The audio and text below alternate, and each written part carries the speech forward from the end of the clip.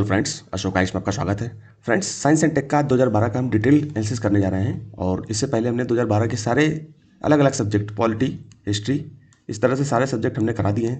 Geography, ठीक है, environment, और इसके साथ साथ पॉलिटी हो गया, हिस्ट्री हो गया, ज्योग्राफी, एनवायरनमेंट और इकोनॉमी, ये सारे पेपर हो गए। आज साइंस एंड टेक का था, आज आखिरी है। इसके बाद हम 2012-13 में चले आएंगे। और दोस्तों, कुछ प्रश्न आपके छूट रहे होंगे। कई लोग बोल रहे होंगे, एक बच्चे का कमेंट भी आया था कि सर आपने सारे प्रश्न तो नहीं कराए, इसमें कई सारे छोड़ दिए। तो दोस्तों देखिए, उस समय के करंट के हिसाब से जो प्रश्न थे, ठीक है, उनको मैंने मिसलेनियस में रख दिया है। ठीक, मिसलेनियस में रख दिया है। उसको मैं बाद में जब सारे पेपर करा दूंगा, उसके बाद मैं उसको जो है अच्छे से डिस्कस कर दूंगा, जिससे क्या होगी कि आपको समस्या नहीं होगी। अच्छा, ये इतने महत्वपूर्ण भी नहीं है क्योंकि उस समय करंट अफेयर के हिसाब से पूछे गए थे। सब्जेक्ट नहीं इसमें आप सेलेक्ट कर सकते, क्योंकि यूपीएससी के जितने भी प्रश्न आते हैं उसमें आप बहुत सारे प्रश्नों को डिसाइड ही नहीं कर पाओगे किस में हम रखें, साइंस टेक में रखें कि एनवायरमेंट में रखें कि ज्योग्राफी में रखें। बड़ी दुविधा रहती है। हम खुद ही ये चीज़, इस चीज़ को बड़े दिक्कत होती है हमें करने में। तो इसलिए मैंने उसको मिसलेनियस में रख दिया, उसको लास्ट में मैं चर्चा कर दूंगा। ठीक, तो आप लोग परेशान मत होना कि ये सर कुछ चीज़ें छोड़ देंगे, कुछ भी नहीं छूटेगा, ये मान के चलिए। ठीक है, तो चलते हैं सीधे प्रश्नों पर। तो इस प्रश्न में आप देखोगे तो इसके साथ साथ मैंने क्या किया है कि ये जैसे आपको प्रश्न देखने को मिला, 11 नंबर प्रश्न है। आप ए सीरीज 2012 का पेपर डाउनलोड करोगे यूपीएससी का, तो उसमें आपको 11 नंबर प्रश्न दिखाई देगा, जिसमें ये प्रश्न दिया हुआ है। अब क्या होगा कि ये प्रश्न हमको तुलना करनी है। अब हमारी जो पढ़ाने की जो तकनीक है, पढ़ाने का उद्देश्य है, उसमें हम क्या क्या बताएंगे। आपको थीम बताते हैं कि ये थीम रिपीट होती है। ठीक, हालांकि यूपीएससी में जो साइंस एंड टेक का पेपर है उसमें थीम जो है रिपीट करती है, लेकिन बहुत चेंज होकर के रिपीट करती है। मतलब सेम क्वेश्चन आपको नहीं दिखाई देगा। एक दो तीन अगर मिल जाए तो मिल जाए, संभवतः मिलते नहीं। मैंने 2023, 24, 25 के पेपर देखे तो मैंने, क्योंकि तकनीकी है, चेंज होती रहती तकनीकी, और तकनीकी अगर चेंज होगी तो आपको तकनीकी के हिसाब से करंट अफेयर पर ज़्यादा फोकस होना पड़ेगा। तो इसमें थीम के हिसाब से आप करंट अफेयर को ज़्यादा महत्व दें। ठीक, क्योंकि जो आपने 1 साल 1.5 साल का करंट अफेयर पढ़ा है उसी से यूपीएससी प्रश्न बनाएगा। लेकिन ये प्रश्न छोड़ने नहीं है। अब आप कहोगे कि ये प्रश्न क्यों देखें जब महत्वपूर्ण नहीं है। महत्वपूर्ण इसलिए है, कई लोगों को लग रहा होगा महत्वपूर्ण नहीं है, लेकिन महत्वपूर्ण है क्योंकि आप इससे देख करके स्ट्रक्चर आपको मिल जाएगा कि यूपीएससी पूछ कैसे रहा है। आप देखिए, मैं आपको दिखाता हूँ यूपीएससी 2023 का पेपर। ये देखिए, आप ये प्रश्न को पढ़िए आप। जल शुद्धिकरण प्रणालियों में पराबैंगनी विकिरण, मतलब अल्ट्रावायलेट किरण जो होती है, कि क्या भूमिका है। तो इसमें दिया है, यह जल में उपस्थित नुकसानदेह सूक्ष्मजीवियों को निष्क्रिय कर नष्ट कर देता है। अब उस समय के ये करंट अफेयर में चल रहा होगा, कुछ ऐसी कारण रहे होंगे जिसको लेकर के यूपीएससी ने इसको पूछा होगा। ठीक है, दूसरा ऑप्शन पॉज करके पढ़िए, तीसरे को पढ़िए। ठीक, अब इसमें ये देखिए, ऑप्शन देखिए। ठीक, अब देखिए 2024 का पेपर। अब ये तकनीकी से है, सेम टू सेम नहीं मिलेगा दोस्तों कि अब अल्ट्रावायलेट फिर से आ जाए, तो ऐसा कहाँ होगा। तकनीकी है, कुछ भी कुछ चेंज हो। यूपीएससी मान लो चर्चा में चल भी रहा होगा तो यूपीएससी चाहे पूछे चाहे ना पूछे, वो तो उसके ऊपर निर्भर करता है ना। ठीक है, तो उसको देना तो 100 क्वेश्चन है। तो तकनीकी के किन प्रश्नों को हम सही ढंग से तैयारी करें, उसके लिए मैंने ये 2025 का पेपर लगाया। 25 का पेपर पढ़ो, बिल्कुल सिंपल प्रश्न है। ये तकनीकी के हैं, ये सामान्य क्रियाकलाप से आपके हो जाएंगे, मतलब सामान्य आप तरीके से अगर आप ध्यान दोगे तो ये प्रश्न हो जाएंगे। अब इनको पॉज करके पढ़िए। फिर 2025 का पेपर फिर मैंने लगाया, ये भी तकनीकी से। ये इस समय वर्तमान की जो तकनीकी है उससे यूपीएससी प्रश्न पूछ रहा है। ठीक, अब ये देखिए, यूपीएससी सिंपल प्रश्न है, महासागरीय जल में कोई विषाणु जीवित नहीं रह सकता। ऐसा कैसे हो सकता है, कुछ ना कुछ तो होगा। तो गलत हो गया, कोई विषाणु जीवित नहीं रहता, इसका मतलब क्या हुआ। फिर दूसरा पढ़ा, कोई विषाणु जीवाणुओं में संक्रमण नहीं कर सकता। अरे ऐसा कैसे हो सकता है, कुछ तो विषाणु होंगे जो जीवाणु हम कर सकते हैं। कोई विषाणु परपोषी कोशिका में कोश की अनुलेखात्मक सक्रियता को परिवर्तित नहीं कर सकता। ऐसा कैसे हो सकता है, कुछ ना कुछ तो होगा। तो इसलिए जो है इन चीज़ों को ऐसे सिलेक्ट करके काटा जाता है। मैंने इसके लिए कॉमन सेंस टेक्निक भी बताई है, इसलिए यहाँ पर ज़्यादा डिस्कस नहीं करूँगा। कॉमन सेंस टेक्निक 2025 का पेपर आप देखना, वहाँ पर बहुत बेहतरीन ढंग से इस प्रश्न को डिस्कस किया है। ठीक है, तो इस तरह से आप देखोगे तो ये चीज़ें आपको कवर होंगी।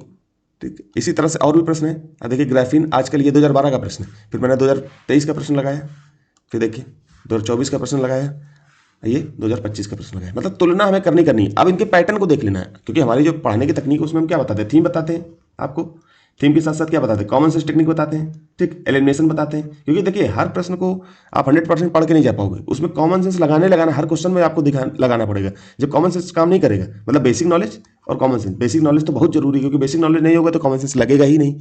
आप सोचो कि मैंने आज तक तैयारी नहीं की है, सीधे यूपीएससी के पेपर में बैठ जाए, तो फिर कॉमन सेंस उसमें लगाओ, कितना लगा लोगे एक प्रश्न नहीं हल होंगे। तो इसलिए बेसिक नॉलेज के आपको पॉलिटी, इकोनॉमी, ज्योग्राफी के प्रश्न आपको अच्छे से, मतलब तैयारी अच्छी से हो जानी चाहिए। उसकी बेसिक एनसीईआरटी वगैरह आपकी कंप्लीट होनी चाहिए। अब कुछ बेसिक बुक जैसे लक्ष्मीकांत सर की पुस्तक है, और भी अन्य पब्लिकेशन की बुक है, आर्ट एंड कल्चर है, नितिन सिंघानिया सर की पुस्तक है, ये सब आपकी कंप्लीट होनी चाहिए, तभी आप जाकर के कॉमन सेंस आपका लगेगा।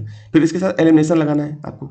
ठीक, फिर इसके साथ साथ हम लोग यूपीएससी के प्रश्नों की प्रकृति को समझते हैं। अब प्रकृति आपका होगा कैसे होगा। अब देखिए, इस समय के प्रश्न 2012 का प्रश्न देखिए, ये देखिए ये पूछ रहा है नॉर्मल ग्राफीन आजकल प्राय सुर्खियों में रहता है, उसका क्या महत्व। ठीक, अब ये 4 ऑप्शन दिए, अब इसमें से एक ऑप्शन भी आपने पकड़ लिया कि ये गलत है, मान लो कि ये गलत है, ठीक, तो 3 यहाँ से कट जाएगा। ठीक, नॉर्मल एलिमिनेशन बहुत अच्छे से लग रहा था। ठीक, आप अंत तक पहुंच जाओगे कि ये आंसर इसका क्या होगा। ठीक, लेकिन हम यहाँ पर देखिए 2023 का पेपर, अभी देखिए आपको पूर्णता नहीं ठीक से पता होगा तो आप प्रश्न को नहीं कर पाओगे। अब यहाँ देखिए निम्नलिखित भारी उद्योगों पर विचार कीजिए। भारी उद्योग आपको पता होनी चाहिए थोड़ा।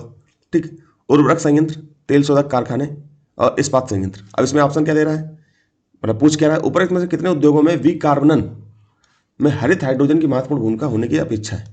केवल 1 सही, केवल 2 सही, केवल 3। अब यहाँ ऑप्शन कैसे पूछ रहा है, यहाँ पैटर्न चेंज हुआ यूपीएससी के पूछने का 2023 में। 23 में तो भर भर के इसी तरह के सवाल आए थे, केवल 1, केवल 2, सभी 3, कोई नहीं। फिर 24 में उन्होंने थोड़ा सा डर गए, मतलब डर क्या गए, उनको खुद ही समझ में आई यूपीएससी को कि हमने गलती कहाँ करी है। ऐसे तो फिर कोई एस्पायरेंट जो है कर ही नहीं पाएगा, अच्छे एस्पायरेंट आ भी नहीं पाएंगे हमारे पास। तो उनको ये महसूस हुआ, तो उन्होंने फिर थोड़े से मॉडरेट टाइप के क्वेश्चन रखे। फिर 2025 का प्रश्न पूछा उन्होंने इस तरह से। अब देखिए ये है, इसमें भी कॉमन सेंस लग रहा है, ऐसा नहीं कि एलिमिनेशन नहीं लग रहा है, कॉमन सेंस नहीं। अब एलिमिनेशन यहाँ क्या होता था, 1, अब यहाँ पर मान लो 1 हो जाए, यहाँ 2 हो जाए, ये 11 लिख दिए, 2 सेकंड।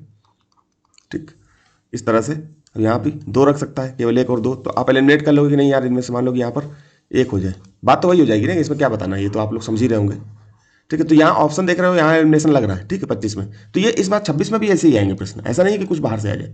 ठीक है, तो हम लोग इन्हीं सब चीज़ों को लेकर के यूपीएससी की डिटेल एनालिसिस पर हम जा रहे हैं कि कोई भी चीज़ छूटेगी नहीं। और 2026 के प्रीलिम्स के पहले पहले ये सीरीज खत्म कर दी जाएगी। दरअसल क्या है कि मेंटरशिप में थोड़ा व्यस्तता होने के कारण हम क्लास डेली नहीं ला पा रहे हैं, इसके लिए हमें क्षमा करिएगा।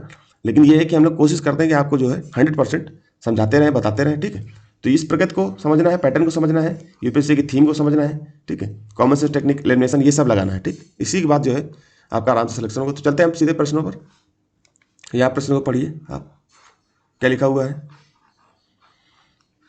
क्या कह रहा है कि जीवों में निम्नलिखित प्रकारों पर विचार कीजिए। ठीक है, जीवों में बिल्कुल सिंपल तरीके से पढ़ना है। अब जीव के निम्नलिखित प्रकार में से क्या है, पहला नंबर जीवाणु, कवक, पुष्पी पादप। ठीक, 3 जीव हो गए। अब इसके बारे में क्या कह रहा है, उपयुक्त। अब ये तीनों के बारे में उपयुक्त बोल रहा है कि जीव प्रकारों में से किसकी या किनकी कुछ प्रजातियों, अब तुरंत ऐसे कीवर्ड्स को पकड़ा कर, कुछ प्रजातियों को जैव पीड़कनाशी के रूप में प्रयोग किया जा सकता है। अब इनमें से कुछ होंगी, जीवाणुओं में से कुछ प्रजातियों को जैव पेस्टिसाइड के रूप में, बायो पेस्टिसाइड के रूप में यूज कर सकते हैं। देखिए सिंपल प्रश्न है, कुछ को कह रहा है, कुछ को कर सकते हैं। ठीक, अब ये पैटर्न ऐसा था। फिर यहाँ क्या कह रहा है, कवक, इसकी भी कुछ प्रजातियां होंगी।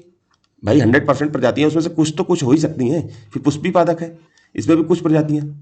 ठीक, तो कुछ कुछ कह रहा था, बिल्कुल हो सकता है, संभावना है। लेकिन हम देखिए अब इसी टाइप का पैटर्न दूसरी तरफ था, यूपीएससी का ऐसा पूछा था यहाँ पर, ये देखिए तो इसी टाइप का सेम मिलता जुलता प्रश्न है। अब इसको थोड़ा सा ध्यान करके पढ़ना, इसको पढ़िए कि महासागरीय जल में कोई विषाणु जीवित नहीं बच सकता है। कोई, कुछ तो जीवित बच सकते हैं, कुछ तो बच सकते हैं। अब देखिए सिंपल यूपीएससी के 2025 का प्रश्न है, और यहाँ क्या था 2012 का प्रश्न था जो मैं भी दिखा रहा था। दोनों में अंतर करो खुद, यही तो पकड़ना है, यही पकड़ना है दोस्तों। फिर क्या है, कोई विषाणु जीवाणुओं में संक्रमण नहीं कर सकता, कोई विषाणु जीवाणुओं में। अभी हम लोग क्या पढ़ के आए कि कुछ तो, अब देखिए यहाँ पर अभी क्या पकड़े, इसीलिए मैंने सेम टू सेम प्रश्न नहीं आएगा। जीवाणु यहाँ क्या कर रहा है, कुछ जातियों में जैव पीड़कनाशी के रूप में प्रयोग कर सकते हैं, कुछ तो कर सकते हैं, यही सेम यहाँ पर है, कुछ तो हो सकता है। ये कोई विषाणु परपोषी कोशिका में कोशिका अनुलेखात्मक सक्रियता को प्रवर्तित नहीं कर सकता, कुछ तो कर सकते हैं। यूपीएससी ऐसे ही खेलता है। जो नए अभ्यर्थी हैं जिन्होंने यूपीएससी के पीवाईक्यू को अच्छे से नहीं एनालिसिस किया है, केवल टेस्ट सीरीज इधर उधर से मारते भागते कि मुझे 100 टेस्ट करने हैं, 100 टेस्ट कर लो, यूपीएससी को कभी नहीं पकड़ पाओगे जब तक यूपीएससी की पीवाईक्यू को अच्छे से एनालिसिस नहीं करोगे। जैसे मैं करा रहा हूँ इस तरह से अगर आप एनालिसिस नहीं करोगे तो मैं बहुत बता रहा हूँ, बहुत पीछे चले जाओगे। ठीक है, तो इस तरह से आपको करना है। अब सभी प्रश्नों को मैं यहाँ पर नहीं करा सकता, क्योंकि सभी प्रश्नों को आपको अपने स्तर से करना है कि खुद से 2011 का पेपर निकालिए, 2012 का पेपर देखिए, 2013 का देखिए, उसको लेटेस्ट उदाहरण 2021, 2022, 2023, इस तरह से 24-25 तक के पेपरों को क्या करना है, एनालिसिस करना है। लेटेस्ट जो पेपर है उनसे एनालिसिस करना है। तभी मैंने 2023, 24, 25 का पेपर लिया। 20, 21 का लेना इसलिए संभव नहीं हो पाया क्योंकि बहुत ज़्यादा फिर हो जाता, फिर हमें सर्च करने में समय लगता। अगली बार अगले साल जब हम करेंगे तो इसमें जो है तुरंत पूरे का लगा देंगे। जैसे 2011 का कर रहे हैं तो 2012, 13, 14, 25 तक पूरा पेपर लगा देंगे। लेकिन इससे क्या होगा, पीडीएफ थोड़ी लंबी हो जाएगी, फिर आपको प्रॉब्लम होगी कितनी मोटी किताब होगी। पता चला कि 1000 पेज की बुक बनेगी, लेकिन वो 1000 पेज आपको प्रीलिम्स निकालने में दिक्कत नहीं करेंगे। जब भी प्रीलिम्स आएगा केवल उसी 1000 बुक को पढ़ के चले जाइए, आपका प्रीलिम्स क्लियर हो जाएगा। ऐसा हम सोच करके अगले साल हमारे पास टीम होगी तो हम ऐसा करेंगे। ठीक है, तो चलते हैं सीधे। तो इन प्रश्नों को ऐसे तुलनात्मक रूप से करना होता है। अब आप ऐसे देखिए, कुछ कुछ तो हो ही सकता है ना, कुछ इसमें भी हो जाएगा, कुछ इसमें भी होगा, कुछ इसमें भी होगा। तो इस तरह से हमने क्या, हमारा 1 2 3 हो सकता है, संभावना है, बिल्कुल है। अब इसके बारे में हम लोग थोड़ा सा पढ़ लेते हैं। ये कॉमन सेंस टेक्निक है दोस्तों, एलिमिनेशन है। इस तरह से हम लोग को डिसाइड, क्योंकि 100% हमको नहीं पता होगा, चाहे मैं हूँ चाहे आप हैं। अब देखिए, मुझे एक सब्जेक्ट मेरा मजबूत होगा, सारे सब्जेक्ट मेरे पास हो सकता है मेरा पॉलिटी बहुत मजबूत हो। ठीक है, मैं टीचर हूँ पॉलिटी का, मान लो।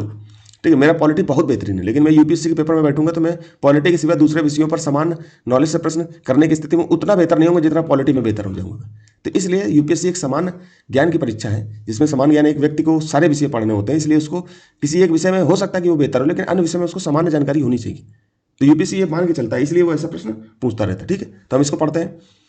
जैव पीड़कनाशी, बायोपेस्टिसाइड, प्राकृतिक रूप से पाए जाने वाले पदार्थ, ये जीव होते हैं। ठीक, प्राकृतिक रूप, देखिए पेस्टिसाइड होता है आजकल इस्तेमाल होता है, लेकिन यहाँ जैव पेस्टिसाइड बोल रहे हैं। जैव पेस्टिसाइड का मतलब क्या हुआ, जैसे कि फूल है, फूल को हमने, गेंदे के फूल होते हैं, ठीक है, बहुत सारे ऐसे फूल होते हैं जिसमें क्या होता है, इसी गंधक होते हैं। बोलते हैं ना कि फूल के, गेंदे के फूल का रस जो है नाक में डालोगे तो नाक के अंदर के जो बैक्टीरिया है, फंगस है, जो आपके अंदर जो घाव वगैरह हो जाते हैं ना कभी कभी, तो वो सब ठीक हो जाते हैं उसी, इसका कारण यही है। ठीक है, तो फूल हो गया, ऐसे बहुत सारी चीज़ें हैं। आपको पता होगा कि जो हमारे घरों में यूज होने वाले जो है जीवाणु, जैसे कोई सब्जी है सड़ गई, उसको डाल दिया तो उससे भी कुछ संभावना बन सकती है। तो इस तरह से जो है एक सामान्य जानकारी दोस्तों बता रहा हूँ। ठीक है, तो प्राकृतिक रूप से पाए जाने वाले पदार्थ जीव होते हैं जो कीटों एवं अन्य हानिकारक जीवों को नियंत्रित करते हैं। जीवाणु, कवक और पुष्पी पादप, तीनों की कुछ जातियों का उपयोग जैव पीड़कनाशी के रूप में किया जा सकता है, बिल्कुल किया। अब जीवाणु के बारे में सबसे प्रसिद्ध उदाहरण बैसिलस थुरिंजिस, बीटी बैगन, आपने पढ़ा होगा, बीटी बैगन, बीटी कॉटन। उसमें आपको पता है कि ये बीटी जो बैसिलस थुरिंजिस जो नाम का बैक्टीरिया पाया जाता है, वो कहाँ पाया जाता है, वो जमीन में पाया जाता है, मतलब मृदा में, मिट्टी में।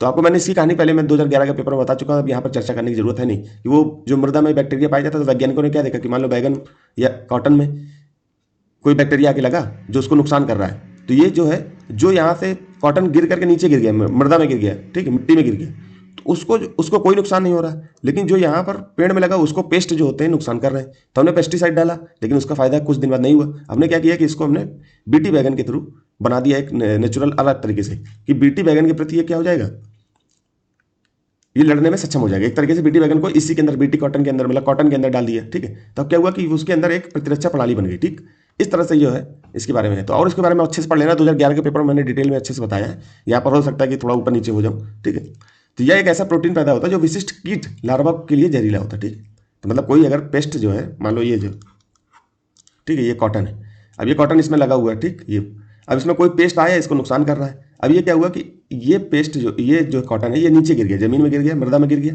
अब मृदा में गिर गया तो यहाँ पर इसको नुकसान नहीं हो रहा है, इस पर पेस्ट नुकसान नहीं कर रहा है, लेकिन पेड़ पे लगा हुआ तो नुकसान कर रहा है। तो वैज्ञानिकों ने देखा कि इसके अंदर क्या है, तो उसने देखा कि मिट्टी के अंदर एक बीटी नाम का जीवाणु मिलता है जो इसकी सुरक्षा कर सकता है, इस कॉटन की। तो उसी ने क्या किया कि इस कॉटन के जो है, इस कॉटन के अंदर, कॉटन के टुकड़े के अंदर क्या कर दिया, बीटी को अंदर इनबिल्ट कर दिया, ये अंदर डाल दिए। ठीक है, जेनेटिकल मॉडिफाइड तकनीकी के द्वारा। अब क्या हुआ कि ये क्या हो गया कि इस पेस्ट के प्रति, जो पेस्ट लार्वा है उसके प्रति क्या हो गया, एंटीबॉडी बना ली, एंटीबॉडी बना ली, तो प्रतिरक्षा प्रणाली तैयार कर ली। तो अब ये क्या होगा, पेस्ट नुकसान नहीं करेगा। ठीक, वही चीज़ है। ठीक, तो यही चीज़ें हैं, कभी कभी होता है।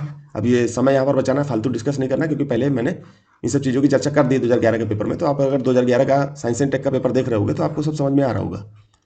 ठीक है, तो हम कवक के बारे में पढ़ लेते हैं। कवक की कुछ जातियां जैसे कि ब्यूवेरिया बासियाना कीटों को संक्रमित कर उन्हें मार देती है, कीटों को, जिसमें ट्राइकोडर्मा जैसी प्रजातियों का उपयोग मिट्टी से होने वाले रोगों को नियंत्रित करने के लिए किया जाता है। ठीक है, ट्राइकोडर्मा याद रखना, कभी कभी यूपीएससी रख देगा, ट्राइकोडर्मा पर विचार करिए ये क्या है। ठीक है, फिर यह है पुष्पी पादप। कई फूलों वाले पौधों से वानस्पतिक कीटनाशक प्राप्त होते हैं। उदाहरण के लिए नीम से प्राप्त अजाडीरैक्टिन और गुलदाउदी से प्राप्त पायरेथ्रिन का उपयोग कीटों को भगाने या मारने के लिए किया जाता है। ठीक है, पुष्पी पादप आपको पता है। अब इसमें जैसे ज़्यादा डिस्कस नहीं करेंगे क्योंकि बहुत ज़्यादा प्रश्न से पूछने की संभावना नहीं होगी, बस आपको समान एक जानकारी होनी चाहिए, बाकी आप अपने इस तरह से करंट अफेयर वगैरह को तैयार करते हैं। अब जैव पीड़कनाशी के बारे में हम लोग थोड़ा पढ़ लेते हैं।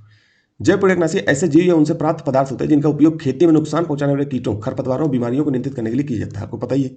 साधारण कीटनाशकों और इनमें मुख्य अंतर क्या है, ये प्राकृतिक होते हैं और पर्यावरण को नुकसान नहीं पहुंचाते हैं। ठीक, तो ये देखिए केमिकल पेस्टिसाइड से अलग होता है बायो पेस्टिसाइड।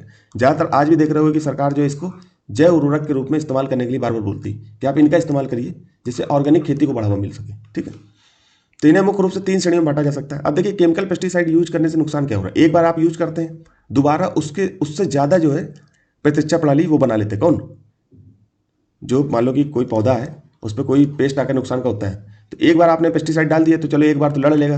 अब क्या होगा कि अगली बार ये जो कीट है ये क्या होगा कि जो जो इसमें आपने प्रत्यक्षा प्रणाली ली उससे ज़्यादा मजबूत होकर के आएगा।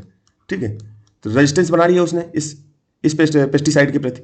अब अगली बार कीट जो आएगा इसमें तो इसको आराम से नुकसान कर सकता है। तो अब अगली बार हम क्या करते हैं, कंपनी से फिर पेस्टिसाइड जो लेते हैं तो उससे दुगुना ताकत वाली लेते हैं कि जिससे फिर नुकसान कीटों को मार दे। तो इस बार फिर कीटों को मार दिए, फिर अगली बार जो ये कीट फिर उससे ज़्यादा पावरफुल मजबूत होकर के आएगा, फिर नुकसान करेगा। तो ऐसे तो ये प्रक्रिया चलती रहेगी, कभी खत्म ही नहीं होगी। एक समय के बाद हो सकता है कि अनकंट्रोल हो जाए, कंपनी बना ही ना पाए वैसी दवा, लेकिन कंपनी को क्या हो रहा है, फायदा हो रहा है, तो वो तो ऐसा करेंगी। खैर, तो यहाँ क्या कह रहा है कि इसमें मुख्य 3 प्रकार कौन कौन से हैं, जैव पीड़कनाशी में 3 श्रेणियों में कौन कौन से हैं। तो इसमें सूक्ष्म जीव होते हैं, इनमें बैक्टीरिया, कवक या वायरस का उपयोग किया जाता है, जैसे कि बीटी, बैसिलस थुरिनजिसिस, जो कीटों के पेट में जाकर के उन्हें मार देता है। ठीक, फिर वानस्पतिक बोटेनिकल पौधों से मिलने वाले तत्व जैसे नीम का तेल या अर्क, जो कीटों को फसल खाने से रोकता है। तो वानस्पतिक तरीके से कौन सा हो सकता है, सूक्ष्म जीव में आपके बैक्टीरिया हो गए, जिसमें बीटी बैगन हो गया, मतलब बीटी हो गया। ठीक है, बीटी बैगन या बीटी कॉटन अगर मुंह से निकले तो समझ जाना कि बीटी बोल रहे हैं। ठीक, फिर तीसरा क्या है, जैव रासायनिक बायोकेमिकल, प्राकृतिक रूप से मिलने वाले पदार्थ जो कीटों के व्यवहार को बदलते हैं, जैसे कि फेरोमोन्स, जो कीटों को जाल में फंसाने के लिए इस्तेमाल किया जाता है। ठीक है, तो बायोकेमिकल में ये आपका ये हो गया। फिर हम चलते हैं आगे। इनके फायदे क्या है, ये क्या लक्षित कीट को मारते हैं, मित्र कीटों जैसे मधुमक्खी को नहीं मारते। अब इनमें ये भी होता है गुण कि लक्षित कीटों को मारेंगे, और जो मधुमक्खियाँ हैं इनको नहीं मारेंगे। मधुमक्खियाँ तो हमारे लिए पॉलिनेशन का भी काम करती हैं। मधुमक्खियों, अब केमिकल पेस्टिसाइड में क्या होता है कि वो सभी को मार देंगे। ठीक है, जैसे आप कोई दवा खाते हो, मान लो कि आपको फीवर है, आपने एंटीबॉडी या कोई ऐसी दवा खा ली एंटीबैक्टीरियल, और क्या हुआ कि आपके पेट के अंदर जो बायोम है उसके अंदर जो भी बैक्टीरिया वो सबको मार देगा। उसमें कुछ अच्छे बैक्टीरिया भी होते हैं, कुछ बेकार होते हैं, तो बेकार को मारे तो ठीक है ना। तो यहाँ पर प्रकृति में कुछ चीज़ें ऐसी दी गई हैं जो प्रकृति के बाहर से आने वाली चीज़ों को ही मारेंगे। ठीक है, तो ये मिट्टी और पानी को प्रदूषित नहीं करते। ठीक, सबसे अच्छी चीज़ ये, इनका प्रभाव लंबे समय तक रहता है, और कीटों में इनके प्रति प्रतिरोधक क्षमता जल्दी विकसित नहीं होती। ये तो अच्छी चीज़ है। जीवाणुओं के बारे में, जीवाणु एक कोष की सूक्ष्मजीव हैं जो पृथ्वी पर लगभग हर जगह पाए जाते हैं। इनके बारे में कुछ मुख्य बातें, ये इतने छोटे होते हैं कि इन्हें केवल सूक्ष्म दर्शी से देखा जा सकता है। प्रकार ये लाभदायक और हानिकारक दोनों हो सकते हैं। ठीक, ये आपको पता होना चाहिए। दही जमाने वाले, इसके लाभ क्या होते हैं, लाभदायक क्यों? दही जमाने वाले लैक्टोबैसिलस, पाचन में मदद करने वाले और मिट्टी की उर्वरता बढ़ाने वाले जीवाणु। ठीक, फायदा करते हैं। हानिकारक क्या है, बीमारी फैलाने वाले जैसे कि हैजा, टीबी, टाइफाइड। बैक्टीरिया के 2 प्रकार हो गए ना, तो जो फायदा पहुंचाते हैं हमारे लिए, जैसे दही जमाने वाले लैक्टोबैसिलस पाचन में मदद करते हैं, मिट्टी की उर्वरता बढ़ाने में मदद करते हैं कुछ बैक्टीरिया। फिर बीमारी, यहाँ पर हानिकारक क्या है, जैसे बीमारी फैलाने वाले बैक्टीरिया जैसे हैजा हो गया, टीबी हो गया, टाइफाइड हो गया। ठीक, ये बहुत तेजी से विभाजित होते हैं होकर अपनी संख्या बढ़ाते हैं। ठीक, उपयोग, इनका उपयोग दवाइयाँ बनाने, अपशिष्ट वेस्ट को सड़ाने और जैव पीड़कनाशी के रूप में किया जा सकता है। ठीक, ये होगी। अब हम लोग कवक को पढ़ते हैं। कवक, जिसको हम फंगी बोलते हैं, सूक्ष्म जीवों का एक अलग समूह है जो ना तो पूरी तरह पौधे होते हैं और ना ही जानवर। इनके बारे में मुख्य बात है, आपको फंगी के बारे में अच्छे से पढ़ना है। ठीक है, आपको पता होगा कि जो है हमारे 5 किंगडम है उनको थोड़ा सा देख लेना, क्योंकि यूपीएससी जो है पूछ लेता है। ठीक है, हिटेकर साहब ने दिया था 5 किंगडम, जिसमें एनिमल, प्रोटिस्टा, मोनेरा, ये सब चीज़ें हैं, आपको पता होना चाहिए प्लांट्स वगैरह के बारे में। फिर क्लोरोफिल का अभाव होता है इसमें फंगी में, आपको पता है। इनमें पौधों की तरह क्लोरोफिल नहीं होता। सामान्य जानकारी दोस्तों ये पता होनी चाहिए, इसलिए क्योंकि यूपीएससी एक सामान्य कथन रख देता है तो आपको दिक्कत हो सकती है। इसलिए ये अपना भोजन खुद नहीं बना सकते, तो फंगी आपका भोजन खुद नहीं बना सकता। ठीक है, ये सड़े गले पदार्थों, सेप्रोफाइट्स या अन्य जीवों, पैरासाइट से पोषण देते हैं। ठीक है, इसमें उदाहरण में आप मशरूम सबसे अच्छा उदाहरण है, आपको पता होगा। ठीक है, आपको पता है कि मशरूम जो है किसी दूसरी लकड़ी पे उग जाएगा, आपको पता है वहाँ पर उग जाएगा, तो लकड़ी से जो है सिम्बायोटिक क्रिया कर लेता है अपना। खमीर इसका एक उदाहरण है। ब्रेड भी फफूंद का एक अच्छा उदाहरण आपको मिलेगा फंगी का। ठीक है, इसके फायदे क्या होते हैं, तो भोजन में मशरूम प्रोटीन का एक अच्छा स्रोत है। अब एक बार ये क्वेश्चन पूछ लिया था अभी पिछले साल कि मशरूम जो होता है ये जहरीला नहीं होता है, ऐसा कुछ था कि जहरीला भी होता है, शायद ऐसा कुछ था कि जहरीले ही होते हैं। तो उसमें कुछ पूछा था कि कुछ मशरूम जहरीले हो सकते हैं, तो बिल्कुल हो सकते हैं। कई लोग बोलते हैं कि मशरूम जहरीले नहीं क्योंकि हम खाते हैं, तो ऐसे कथन आ जाते हैं, इसलिए इनको थोड़ा सा ध्यान रखना है। और ये कहीं ना कहीं आपके एलिमिनेशन मेथड को, कॉमन सेंस टेक्निक को कहीं ना कहीं बढ़ाते हैं, जो चीज़ हम बता रहे हैं यहाँ पे। फिर इसमें दवा में, जैसे पहली एंटीबायोटिक पेनिसिलिन एक कवक से ही बनी थी, तो इसमें कई बार कथन आ जाता है कि मशरूम को यूज करके कोई बैक्टीरिया एंटीबायोटिक दवा बनाई जा सकती है, तो ऐसे उदाहरण आपके काम कर जाएंगे। खेती में जैसे ट्राइकोडर्मा जैसे कवक मिट्टी के हानिकारक कीटों को मारकर जैव पीड़कनाशी का काम करते हैं। यही क्वेश्चन तो इसमें पूछा था। नुकसान क्या है, ये इंसानों में दांत खाज, स्किन इन्फेक्शन और फसलों में रस्ट और स्मट जैसी बीमारियां फैलाते हैं। ठीक है, फिर पुष्पी पादप के बारे में पढ़ लेते, तीसरा कथन था। याद है ना दोस्तों, पीछे की तरफ पुष्पी पादप, क्योंकि पीछे पीछे जा करके फिर से मैं क्वेश्चन को दिखाऊं तो उससे समय जो है ज़्यादा जाएगा हम लोगों का। पुष्पी पादप में आप जान रहे होंगे जिन्हें वैज्ञानिक भाषा में एंजियोस्पर्म बोलते हैं। ठीक है, पौधों का सबसे बड़ा और विकसित समूह है। इनकी मुख्य बातें नीचे दी गई, नीचे हम लोग देखते हैं इसको। फूल और फल, इसके पुष्पी पादप में आपके फूल फल आएंगे। इनका सबसे खास लक्षण फूल पैदा करना है। ठीक है, जिससे परागण पॉलिनेशन के बाद ये फूल और फल में बदल जाते हैं। पॉलिनेशन के बाद क्या होता है, जो फूल होता है उसमें पॉलिनेशन होता है। पॉलिनेशन के कई सारे, उससे भी 2018 में क्वेश्चन पूछा कि जो पॉलिनेशन की क्रिया के बारे में, कि पॉलिनेशन कौन कौन सी क्रिया के द्वारा हो सकता है। ठीक है, तो आपको पता होना चाहिए कि कौन कौन सी क्रिया है। हवा से भी हो सकता है, ठीक है, और कीड़े मकोड़ों के द्वारा भी हो सकता है। मधुमक्खी तो सबसे बड़ा उदाहरण, आपको पता ही होगा, पॉलिनेशन की क्रिया में बहुत ज़्यादा मदद करते हैं। ठीक है, बर जो होती है वो भी करती है कहीं ना कहीं, हम खुद भी करते हैं। आपने एक पेड़ को छुआ, दूसरी जब पेड़ को छू लिया, पॉलिनेशन हो गया। तो ये भी कारण है। उन्होंने शायद वायरस को लेकर के कुछ प्रश्न हुआ था कि संक्रमण, पेड़ों में संक्रमण फैला सकते हैं। तो इसी तरह के उदाहरण आते हैं दोस्तों, जो आपके कहीं ना कहीं यूपीएससी में मदद करते हैं प्रश्न को सॉल्व करने में। क्योंकि 100% सेम टू सेम प्रश्न उस तरह का यूपीएससी रखता नहीं है जैसा आप सोच करके पढ़ के जाते हो। वहाँ पर आपको क्विक दिमाग लगाना होता है। ठीक है, जिसके अंदर बीज सुरक्षित रहते हैं। आपको पता ही है कि भाई एक फूल होगा, फूल के अंदर पॉलिनेशन क्रिया होगी तो फूल क्या हो जाएगा, फल बन जाएगा। ठीक है, और उसके अंदर बीज होगा, फिर वो बीज नीचे गिरेगा, फिर उससे पेड़ उगेगा, फिर वो फूल होंगे, फिर इस तरह से क्रिया चलती रहती है। तो विविधता ये छोटे घास से लेकर के विशाल बरगद के पेड़ तक हो सकते हैं। कौन, पुष्पी पादप। ठीक है, मतलब पादप में आप दुनिया के लगभग 80% पौधे इसी श्रेणी में आते हैं। ठीक, जैव पूरकनाशी के रूप में। अब इसका यूज कैसे होगा ये मैंने हाईलाइट इसलिए कर दिया क्योंकि क्वेश्चन में पूछा था। कई पुष्पी पादपों में प्राकृतिक जहर या तेज गंध होती है जो कीटों को दूर भगाती है। जैसे पेस्ट आया या कीट आया कोई, मान लो पेड़ है, ठीक है, इनमें कुछ ऐसे गंध होगी जिससे कीट यहाँ पर नहीं आ पाते हैं। ठीक है, तो इसलिए ये फायदा है। तो इसको हम कहीं ना कहीं अगर खाद के रूप में यूज कर लें, किसी तरीके से यूज कर लें, तो कहीं ना कहीं ये बायोपेस्टिसाइड का रूप कर सकते हैं। उसमें आप देखो नीम के बारे में तो आपको पता है, नीम कोटेड यूरिया भी इस्तेमाल हो रही है। अभी चर्चा में दोस्तों चल रही है गोल्ड यूरिया। ठीक है, गोल्ड यूरिया के बारे में पढ़ लेना थोड़ा सा, ये क्या है। ठीक है, बाकी यूरिया, डीएपी, इनके फॉर्मेशन के बारे में आपको पता होना चाहिए कि ये कैसे काम करते हैं, क्योंकि सिंपल क्वेश्चन पूछ लेता है दोस्तों। ठीक है, नीम कोटेड यूरिया ये भी चर्चा में चलता है। सल्फर कोटेड यूरिया ये भी बड़ा चर्चा में चलता है। तो ये सब आपको पता होना चाहिए। इसके तेल और पत्तों का अर्क कीड़ों को मारने में बहुत ज़्यादा असरदार होता है, आपको पता है ये चीज़ होती है। ठीक है, गेंदा मैरीगोल्ड, इसकी जड़ों से निकलने वाले तत्व मिट्टी के हानिकारक कीड़ों को, जिसको नेमाटोड्स बोलते हैं, को खत्म करते हैं। ठीक है, मात्र ये हमें भोजन, अनाज, फल, सब्जियां, ऑक्सीजन और दवाइयां प्रदान करते हैं। ठीक है, तो ये पता होना चाहिए दोस्तों। ठीक, तो यही तक था। और ये सामान्य जानकारी थी, हालांकि देना नहीं चाहिए था मुझे, लेकिन होता क्या है कि बच्चे अलग से ये सब चीज़ों को नहीं पढ़ते हैं। होता क्या है कि लगता है कि उनको अरे ये तो सिंपल हमें आता है, लेकिन दिक्कत ये होती है कि जब हम प्रश्न सॉल्व करना बैठते हैं तब हमको ये इन्फॉर्मेशन अगर मिल जाए तो हम कहीं ना कहीं प्रश्न को 100% तरीके से सही करके चले आए, लेकिन हमसे गलती हो जाती है। तो ये छोटी छोटी चीज़ें आपको पढ़नी। फिर आप देखिए इनको, इस प्रश्न को पढ़िए। जल शुद्धिकरण प्रणालियों में पराबैंगनी अल्ट्रावायलेट किरण की क्या भूमिका है। यह जल में उपस्थित नुकसानदेह सूक्ष्म जीवों को निष्क्रिय कर देता है। आपको पता होगा कि ये क्या बात सही है, आपको पता होना चाहिए कि ये बात सही है कि गलत है। हम मान के चलते हैं कि ये सही भी हो सकता है, गलत भी, हमें अभी पूर्णतः सही नहीं मान रहा है, क्योंकि भाई सूक्ष्म जीव नुकसानदेह सूक्ष्म जीवों को निष्क्रिय कर देता है। कर भी सकता है, लेकिन अल्ट्रावायलेट ही करेंगे कि और भी उसमें मेम्ब्रेन, आप आरओ का पानी पीते हो तो आपको पता है उसमें कई सारी मेम्ब्रेन होती हैं। तो आपको सामान जान के कि एक बार पानी इनलेट होगा, अंदर जाएगा, फिर बाहर आएगा, आउटलेट होगा, फिर दूसरी जगह दूसरी जो मेम्ब्रेन लगी उसमें जाएगा, फिर तीसरी मेम्ब्रेन लगी उसमें जाएगा। ठीक है, इस तरह से जो है कई बार जाता है। तो हम इसको मान के चलते हैं कि सूक्ष्म जीव को अल्ट्रावायलेट ही मारेगा, ये कोई और कारण से भी मर सकते हैं।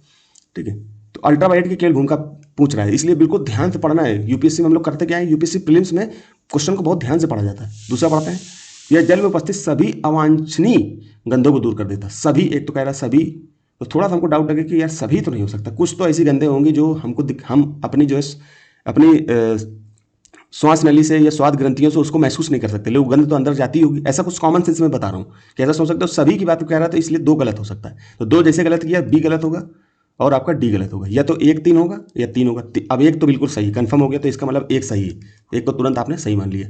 आपका 3 बचा। तीसरा पढ़ते हैं, यह जल में उपस्थित ठोस कणों के अवसादन को तेज करती है, अचालिता दूर करती है। ठीक है, और जल की निर्मलता में सुधार लाती है। यूवी नहीं करती है।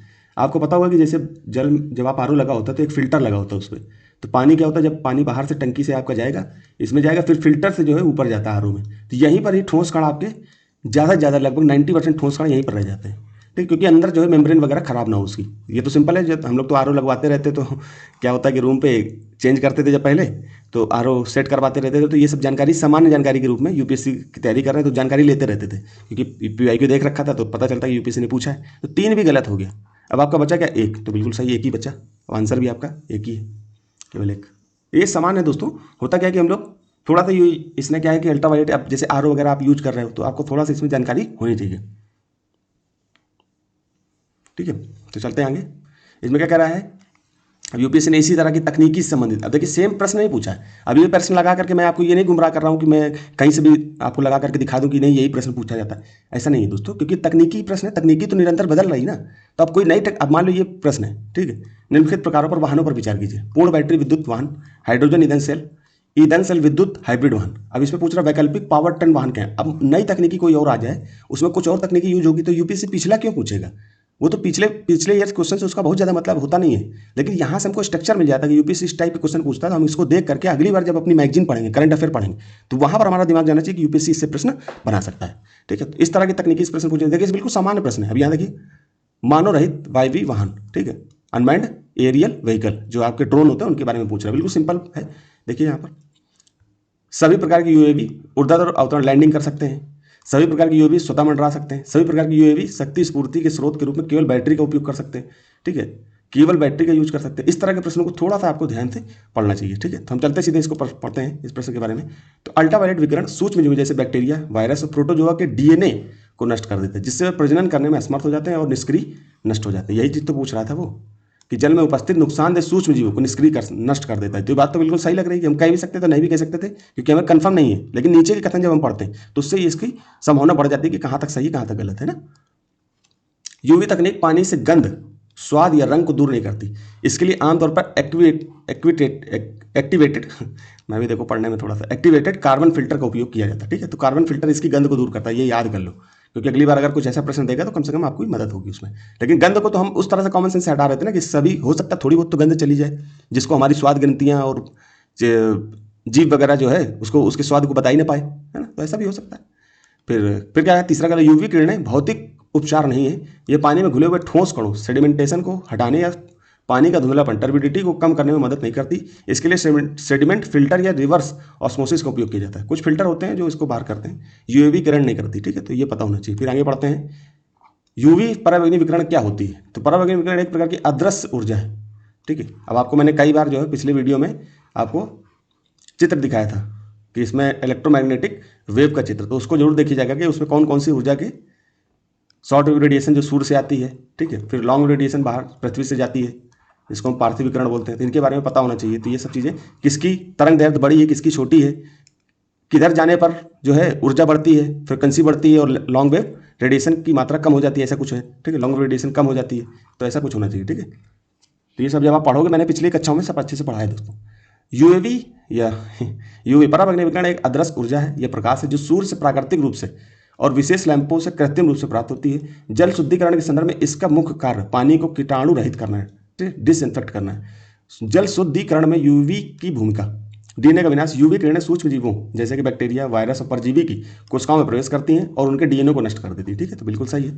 प्रजनन को रोकना, भाई प्रजनन अगर रोक दोगे तो आगे बैक्टीरिया और पैदा नहीं होंगे, तो उससे क्या होगा, पानी वहीं पर शुद्ध हो जाएगा। डीएनए क्षतिग्रस्त होने के कारण ये हानिकारक रोगाणु प्रजनन नहीं कर पाते हैं और निष्क्रिय हो जाते हैं, जिससे वे बीमारी फैलाने में असमर्थ हो जाते हैं। ठीक है, रसायन मुक्त प्रक्रिया, यह पानी में कोई रसायन जैसे कि क्लोरीन मिलाए बिना उसे शुद्ध करती है, जिससे पानी के स्वाद या गंध में कोई बदलाव नहीं आता। ठीक है, तो ये चीज़ सही है। फिर आगे पढ़ते हैं, यूवी तकनीक की सीमाएं क्या है। केवल रोगाणुओं पर प्रभावी, यह तकनीकी पानी से धूल, मिट्टी, रेत जैसे ठोस कणों या घुले हुए खनिजों, टीडीएस और रसायनों को दूर नहीं कर सकती। ठीक, टीडीएस आपको पता है, टीडीएस को दूर नहीं कर सकती कौन, यूवी। तो यूवी का काम केवल क्या है, बैक्टीरिया को मारना, ठीक, जीवाणु को मारना, ये याद रखना। साफ पानी की आवश्यकता, यदि पानी बहुत गंदा या धुंधला है, टर्बिड है, तो यूवी किरणें सूक्ष्म जीवों तक नहीं पहुंच पाती, इसलिए अक्सर इसके साथ सेडिमेंट फिल्टर का उपयोग किया जाता है। बाहर से ही वो सेडिमेंट को पहले ही हटा देगा। जल शुद्धिकरण की अन्य तकनीकियां या अन्य प्रणालियां क्या हैं। जल शुद्धिकरण के यूवी के अलावा कई अन्य तकनीकें भी इस्तेमाल की जाती हैं जो अलग अलग अशुद्धियों को दूर करती है, जैसे कि आरओ, रिवर्स ऑस्मोसिस। यह काम पानी में घुले हुए भारी रसायनों, खनिज जैसे फ्लोराइड, आर्सेनिक, लेड और टीडीएस को हटाया जाता है। ठीक है, तो ये लेड पे भी क्वेश्चन बना है, अभी बताएंगे।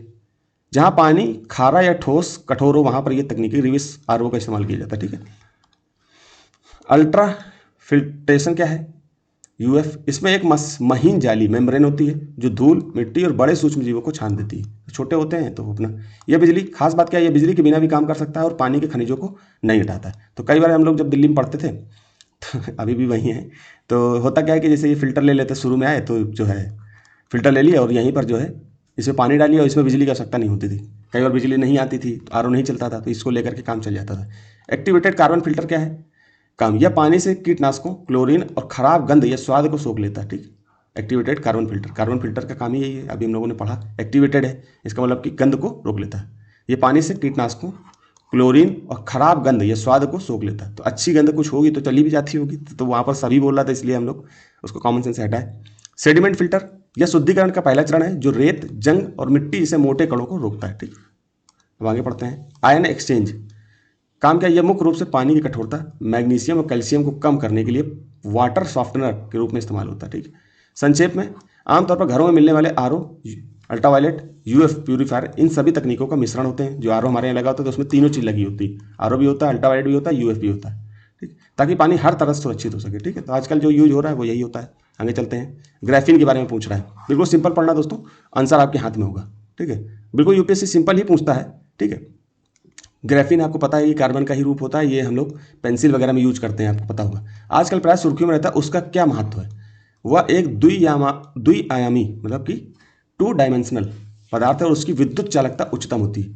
आपको पता है ग्राफीन में जो है विद्युत का सुचालक होता है, लेकिन द्विआयामी हमें नहीं पता है। ठीक है, आपको पता होगा कार्बन के टुकड़े वगैरह आपने देखे होंगे तो आपको पता होगा कार्बन के बारे में। ठीक है, तो ये हम इसको रोक देते हैं कि ये है कि नहीं है, यहाँ पर इसको हटाते हैं, ये है कि नहीं है। वह अब तक जांचे गए सभी तनु किंतु सबसे शक्तिशाली पदार्थों में से एक है। पता नहीं भाई, ये भी हम इसको भी रोकते हैं। वह पूर्णतः सिलिकॉन से बना होता है और उसकी चाक्षुष मतलब ऑप्टिकल मतलब दिखने में पारदर्शी होता है, पारदर्शिता उसकी उच्च होती है। ठीक है, यहाँ पर हिंदी में ऐसे ही लिखते हैं, उसकी चाक्षुष पारदर्शिता उच्च होती है, मतलब वो दिखने में उसकी पारदर्शिता बहुत उच्च होती है, मतलब कि ठीक है। तो ये आपको पूर्णतः सिलिकॉन का बना होता है। आपको पता है कि ग्राफीन तो कार्बन से होता है, तो 3 तो बिल्कुल गलत हो गया ना, तो 3 जहाँ उसको हटाओ, ये गलत ये गलत। अब 4 पढ़ते हैं।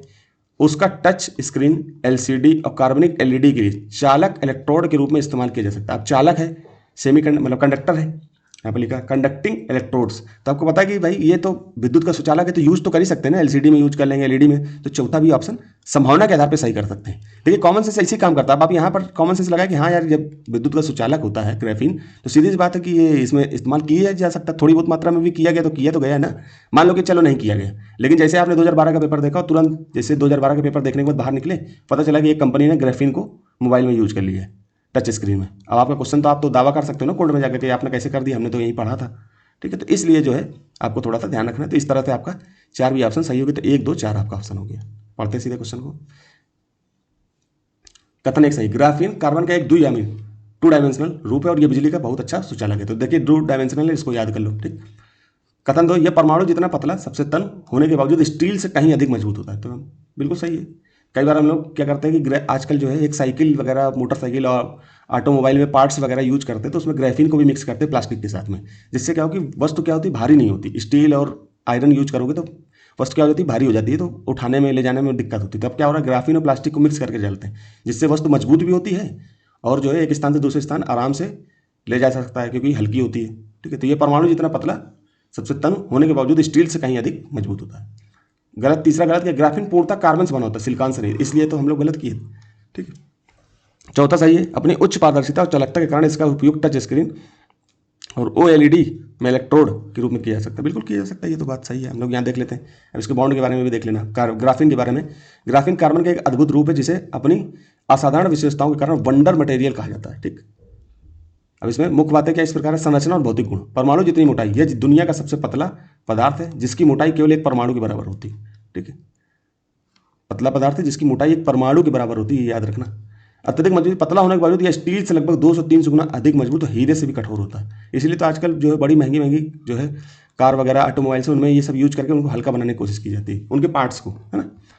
2D बनावट, इसमें कार्बन परमाणु मधुमक्खी की छत्ते जैसी एक षटकोणी जाली में व्यवस्थित होते हैं। ये देखो आप, षटकोणी, एक अणु ये है, एक ये है, एक ये है, एक ये है, एक ये, एक ये, तो ये 6 अणु हो गए, 3 3 6 षटकोणी बना। इसी तरह से ये 2 बॉन्ड इधर की यूज कर लिए तो ये बन गया ये इस तरह से। तो ये 6 जो है षटकोणी बना होता है, जैसे मधुमक्खी के छत्ते होते हैं। ठीक है, चालकता, ये बिजली और गर्मी का सबसे उत्तम सुचालक होता है। ठीक है, तो ग्राफीन आपको पता ही होगा, जो साइंस के बच्चे होंगे इंटर में, जिसने पीसीएम पढ़ा होगा तो उनको पता होगा। प्रमुख उपयोग और भविष्य की संभावना क्या है, ग्राफीन का उपयोग विभिन्न क्षेत्रों में क्रांतिकारी बदलाव ला सकते हैं। देखिए कोई भी टेक्नोलॉजी है तो भविष्य के बारे में अगर यूपीएससी कभी प्रश्न पूछता है तो उसकी संभावना सबकी बनी रहती है कि हाँ भविष्य में तो भाई कुछ भी हो सकता है, तकनीकी चेंज होती है तो हो सकता है। इलेक्ट्रॉनिक इसकी उच्च पारदर्शिता 98% और चालकता के कारण इसका उपयोग टच स्क्रीन, एलसीडी और एलईडी इलेक्ट्रोड में किया जा सकता है। ठीक, ऊर्जा बढ़ना, ग्राफीन आधारित बैटरियां समान लिथियम बैटरियों की तुलना में तेजी से चार्ज होती हैं और अधिक ऊर्जा संग्रहित कर लेती हैं। ये भी आपको पता है कि ये ग्राफीन आधारित जो बैटरियां होती है समान लिथियम आयन बैटरियां जो होती है उसकी तुलना में तेजी से चार्ज होती है। तो नैनो मेडिसिन, तो आजकल आपको पता है कि आजकल देखिए देखते हैं ना 66 वाट का चार्जर, 33 वाट का चार्जर, ये बड़ा यूज हो रहा है, बड़ी तेजी से मोबाइल को चार्ज करता है। नैनो मेडिसिन, तो देखिए संभावना तो बनी रहती है ना। नैनो मेडिसिन चिकित्सा के क्षेत्र में इसका उपयोग बायोसेंसर्स, लक्षित दवा वितरण और कैंसर के उपचार में भी किया जा सकता है। ठीक, तो नैनो मेडिसिन में भी इसका ग्राफीन का यूज हो सकता है। अगर पूछे कि इन इन चीज़ों में यूज हो सकता है तो संभावना जब भी बनी हो तो सीधे डी मारना, मतलब सभी सही है। ठीक है, लेकिन उसमें कोई भी ऐसा क्वेश्चन कॉमन सेंस के आधार पे ध्यान से पढ़ना, मतलब ऑप्शन कई बार होता है कि ऑप्शन कुछ बार यूपीएससी ऐसे रख देता है कि जिसमें आप सामान्य भी जानकारी है तो उसको एलिमिनेट कर सकते हो। तो एलिमिनेट जैसे करोगे तो सभी सही होने की संभावना बनी रहती है। जल शोधन, ग्राफीन फिल्टर का उपयोग समुद्री पानी को पीने योग्य बनाने के लिए किया जा सकता है। ठीक है, तो कुछ तकनीकी हो सकता है कि आपको पता है कि पानी खारा होता चला जा रहा है, तो जो हमारे तटीय क्षेत्र, मान लो भारत के क्षेत्र है, तो तटीय क्षेत्रों में बड़ी दिक्कत है। अभी हम लोग पिछली बार एनवायरमेंट का पेपर पढ़े थे, उसमें बोला था कि तटीय क्षेत्रों में जल की बड़ी समस्या है, तो सरकार ने स्वच्छ भारत अभियान में जल के लिए कुछ प्रोग्राम चलाया। उसके लिए क्या हो सकते हैं, इनकी संभावना क्या है, क्या इसको तटीय जल को जो खारा पानी उसको कहीं ना कहीं पाइपलाइन के द्वारा प्रतिस्थापित किया जा सकता है, कहीं और से पानी को शुद्ध करके भेज करके, तो ऐसा कुछ संभावना बनी रहती है, तो होता रहता है। ठीक है, फिर आगे बढ़ते हैं। मजबूत कंपोजिट, इसे प्लास्टिक के धातुओं के साथ मिलाकर बेहद हल्के और मजबूत टेनिस रैकेट, साइकिल फ्रेम और हवाई जहाज के पुर्जे बनाया जा सकता है। किसका, ग्राफीन का यूज करके। समान तथ्य क्या, इसकी खोज के लिए आंद्रे गेम और कांस्टेटिन नोवोसिलेव को 2010 में भौतिकी का नोबेल पुरस्कार दिया गया। तो आंद्रे गेम और कांस्टेटिन नोवोसिलेव को 2010 में, तो ये याद करने की जरूरत नहीं है क्योंकि 2010 का है, यूपीएससी पूछेगा नहीं, तो इसको बस याद कर लो कि बस थोड़ा सा ध्यान रखो कि ऐसा व्यक्ति है। अगर मान लो कोई यूपीएससी कथन वगैरह रखे तो थोड़ा सा, हालांकि ऐसे करेगा नहीं, अभी तक के मैंने पेपर में देखा तो पिछला का नहीं पूछता करंट अफेयर में, मतलब साइंस अगर कोई चर्चा में चल गया तो भले पूछ ले। ठीक है, ऐसा नहीं कि 2010 का करंट अफेयर अब आपसे दोबारा पूछे, तो ऐसा कभी नहीं होगा। तो भारत में केरल में India innovation centre for green की स्थापना की गई ताकि इस क्षेत्र में अनुसंधान को बढ़ावा दिया जाए। ये जरूर याद कर लो क्योंकि ग्राफीन का यूज करके कंडक्टर, अच्छा कंडक्टर है, गुड कंडक्टर है, तो जरूर यूपीएससी कुछ पूछ सकता है क्योंकि आपको पता है सेमी कंडक्टर को लेकर यूपीएससी बड़ा, मतलब भारत में बड़ी जो है संभावना बनी हुई है आगे चल के। तो इसलिए जो है जो सेमी कंडक्टर चिप होती है ना उसको लेकर के आपको पता है करंट अफेयर में काफ़ी चर्चा है, तो ग्राफीन को भी हो सकता है घुमा के पूछ ले, चर्चा में रहता भी है। तो केरल में India innovation centre for graphene की स्थापना की गई, ये याद रखना। ठीक है, तो पूछ लेगा कहाँ पर की गई है, जैसे कॉफ़ी बोर्ड के बारे में पूछ लेता है, अलग अलग क्षेत्र के बारे में पूछ लेता है, ये भी पूछ लेगा। शरीर में श्वास और अथवा खाने में पहुंचा लेड, अब देखिए शीशा जो है उस समय चर्चा में था दोस्तों। ठीक है, और जो उनके ब्रांड एम्बेसडर थे मैगी के, उनके ऊपर भी कुछ केस वगैरह किया गया था, तो उस समय चर्चा में था, तो यूपीएससी ने पूछ लिया था। स्वास्थ्य के लिए हानिकारक है। पेट्रोल में शीशे का उपयोग होता है, यहाँ पर उपयोग लिखा होना चाहिए। उपयोग प्रतिबंधित होने के बाद से अब शीशे की विषाक्तता उत्पन्न करने वाले स्रोत कौन कौन से। देखिए पेट्रोल में तो यूज होता ही होता है, और कहाँ कहाँ पर यूज होता है। ठीक है, तो आप सिंपल सोचो, प्रज्वलन इकाइयाँ हो सकता है। देखिए पेन और पेंसिल, अब इसको देखिए थोड़ा सा कॉमन से सोचो कि पेन और पेंसिल, लेड बहुत खतरनाक होता है, कैंसर तक के कारक, अभी हम लोग पीछे पढ़ के भी है थोड़ा सा, ये कैंसर तक के कारक को जो है कहीं ना कहीं, मतलब कैंसर तक कारक लोगों के अंदर डाल सकता है, कैंसर हो सकता है। तो आप पूछो पेन और पेंसिल कौन यूज कर सकता है, ज़्यादातर बच्चे इस्तेमाल करते हैं, पता है पेंसिलें ज़्यादातर बच्चे यूज करते हैं, वो मुंह में भी डाल लेते हैं। तो आपको पता है पेंसिल में जो अगर शीशा होगा तो कहीं ना कहीं क्या हो सकता है, बच्चे जो है कोमल भी होते हैं, तो शीशा अगर उनके पेट में चला गया तो उनको जल्दी प्रभावित करेगा पुरुषों की अपेक्षा, 18 साल के ऊपर वाले बच्चों की अपेक्षा, है ना। तो ये संभावना, ये तो गलत लग रहा है कि यहाँ तो नहीं होगा। अब वैसे भी हम लोगों ने पेंसिल ग्राफाइट से बनी होती है, ठीक है, ग्राफीन से बनी होती है, इस तरह से आपको ये भी पता होना चाहिए, कार्बन से बनी होती है, तो ये तो नहीं होगा, शीशा तो नहीं होगा, मतलब दो गलत हो गया। तो दो को जैसे आपने हटाया, दो ये कटा, दो ये कटा, दो ये, सीधे आंसर आपका बी आ गया। 1 और 3 प्रज्वलन इकाइयाँ और पेंट में तो होता ही शीशा। केश तेल और प्रसाधन सामग्री, इसमें हो भी सकता नहीं भी हो सकता, लेकिन ज़्यादातर संभावना नहीं होने की, क्योंकि केश तेल भी आप शरीर के अंदर बालों में लगाते हो, तो उससे भी संभावना है कि शरीर में कहीं ना कहीं शीशा जा सकता है बॉडी के अंदर। प्रसाधन सामग्री, साबुन वगैरह यूज करते हैं, सॉप वगैरह, शैम्पू वगैरह, तो उसमें भी अगर होगा तो वो भी चला, तो यहाँ नहीं इस्तेमाल होगा, तो ज़्यादातर पेंट में होगा और प्रज्वलन इकाइयों में होगा। ठीक है, इसके बारे में पढ़ लेते हैं। 1 और 3, पेट्रोल में शीशे के उपयोग पर प्रतिबंध लगने के बाद प्रज्वलन इकाइयाँ और पेंट शीशा विषाक्तता के प्रमुख औद्योगिक और घरेलू स्रोत बने हुए हैं। विश्लेषण, विकल्पों को विश्लेषण, प्रज्वलन इकाइयाँ अयस्कों से धातु निकालने की इस प्रक्रिया में भारी मात्रा में शीशा हवा और मिट्टी में घुल जाता है। ठीक, शीशा जो है हवा मिट्टी में घुल जाता है और सांस या खाने के जरिए शरीर में पहुंचता है, इसलिए पहला सही है। ठीक, पेंट, ये कई देशों में पुराने घरों खिलौनों में इस्तेमाल होने वाले पेंट में शीशा होता है। जब यह पेंट झड़ता है तो उसकी धूल सांस के साथ शरीर में जा सकती है। ठीक, ये पता होना। पेन और पेंसिलें, आधुनिक पेंसिलों में शीशा नहीं होता है, इसमें ग्रेफाइट होता है। देखो ग्रेफाइट हम लोग पढ़े थे, मैंने ग्रेफीन बोला था क्या ग्रेफाइट बोला होगा, हो सकता है बोल दिया हो। ग्रेफाइट और मिट्टी का मिश्रण उपयोग किया जाता है जो स्वास्थ्य के लिए हानिकारक नहीं है, ठीक है, ग्रेफाइट का इस्तेमाल किया जाता है।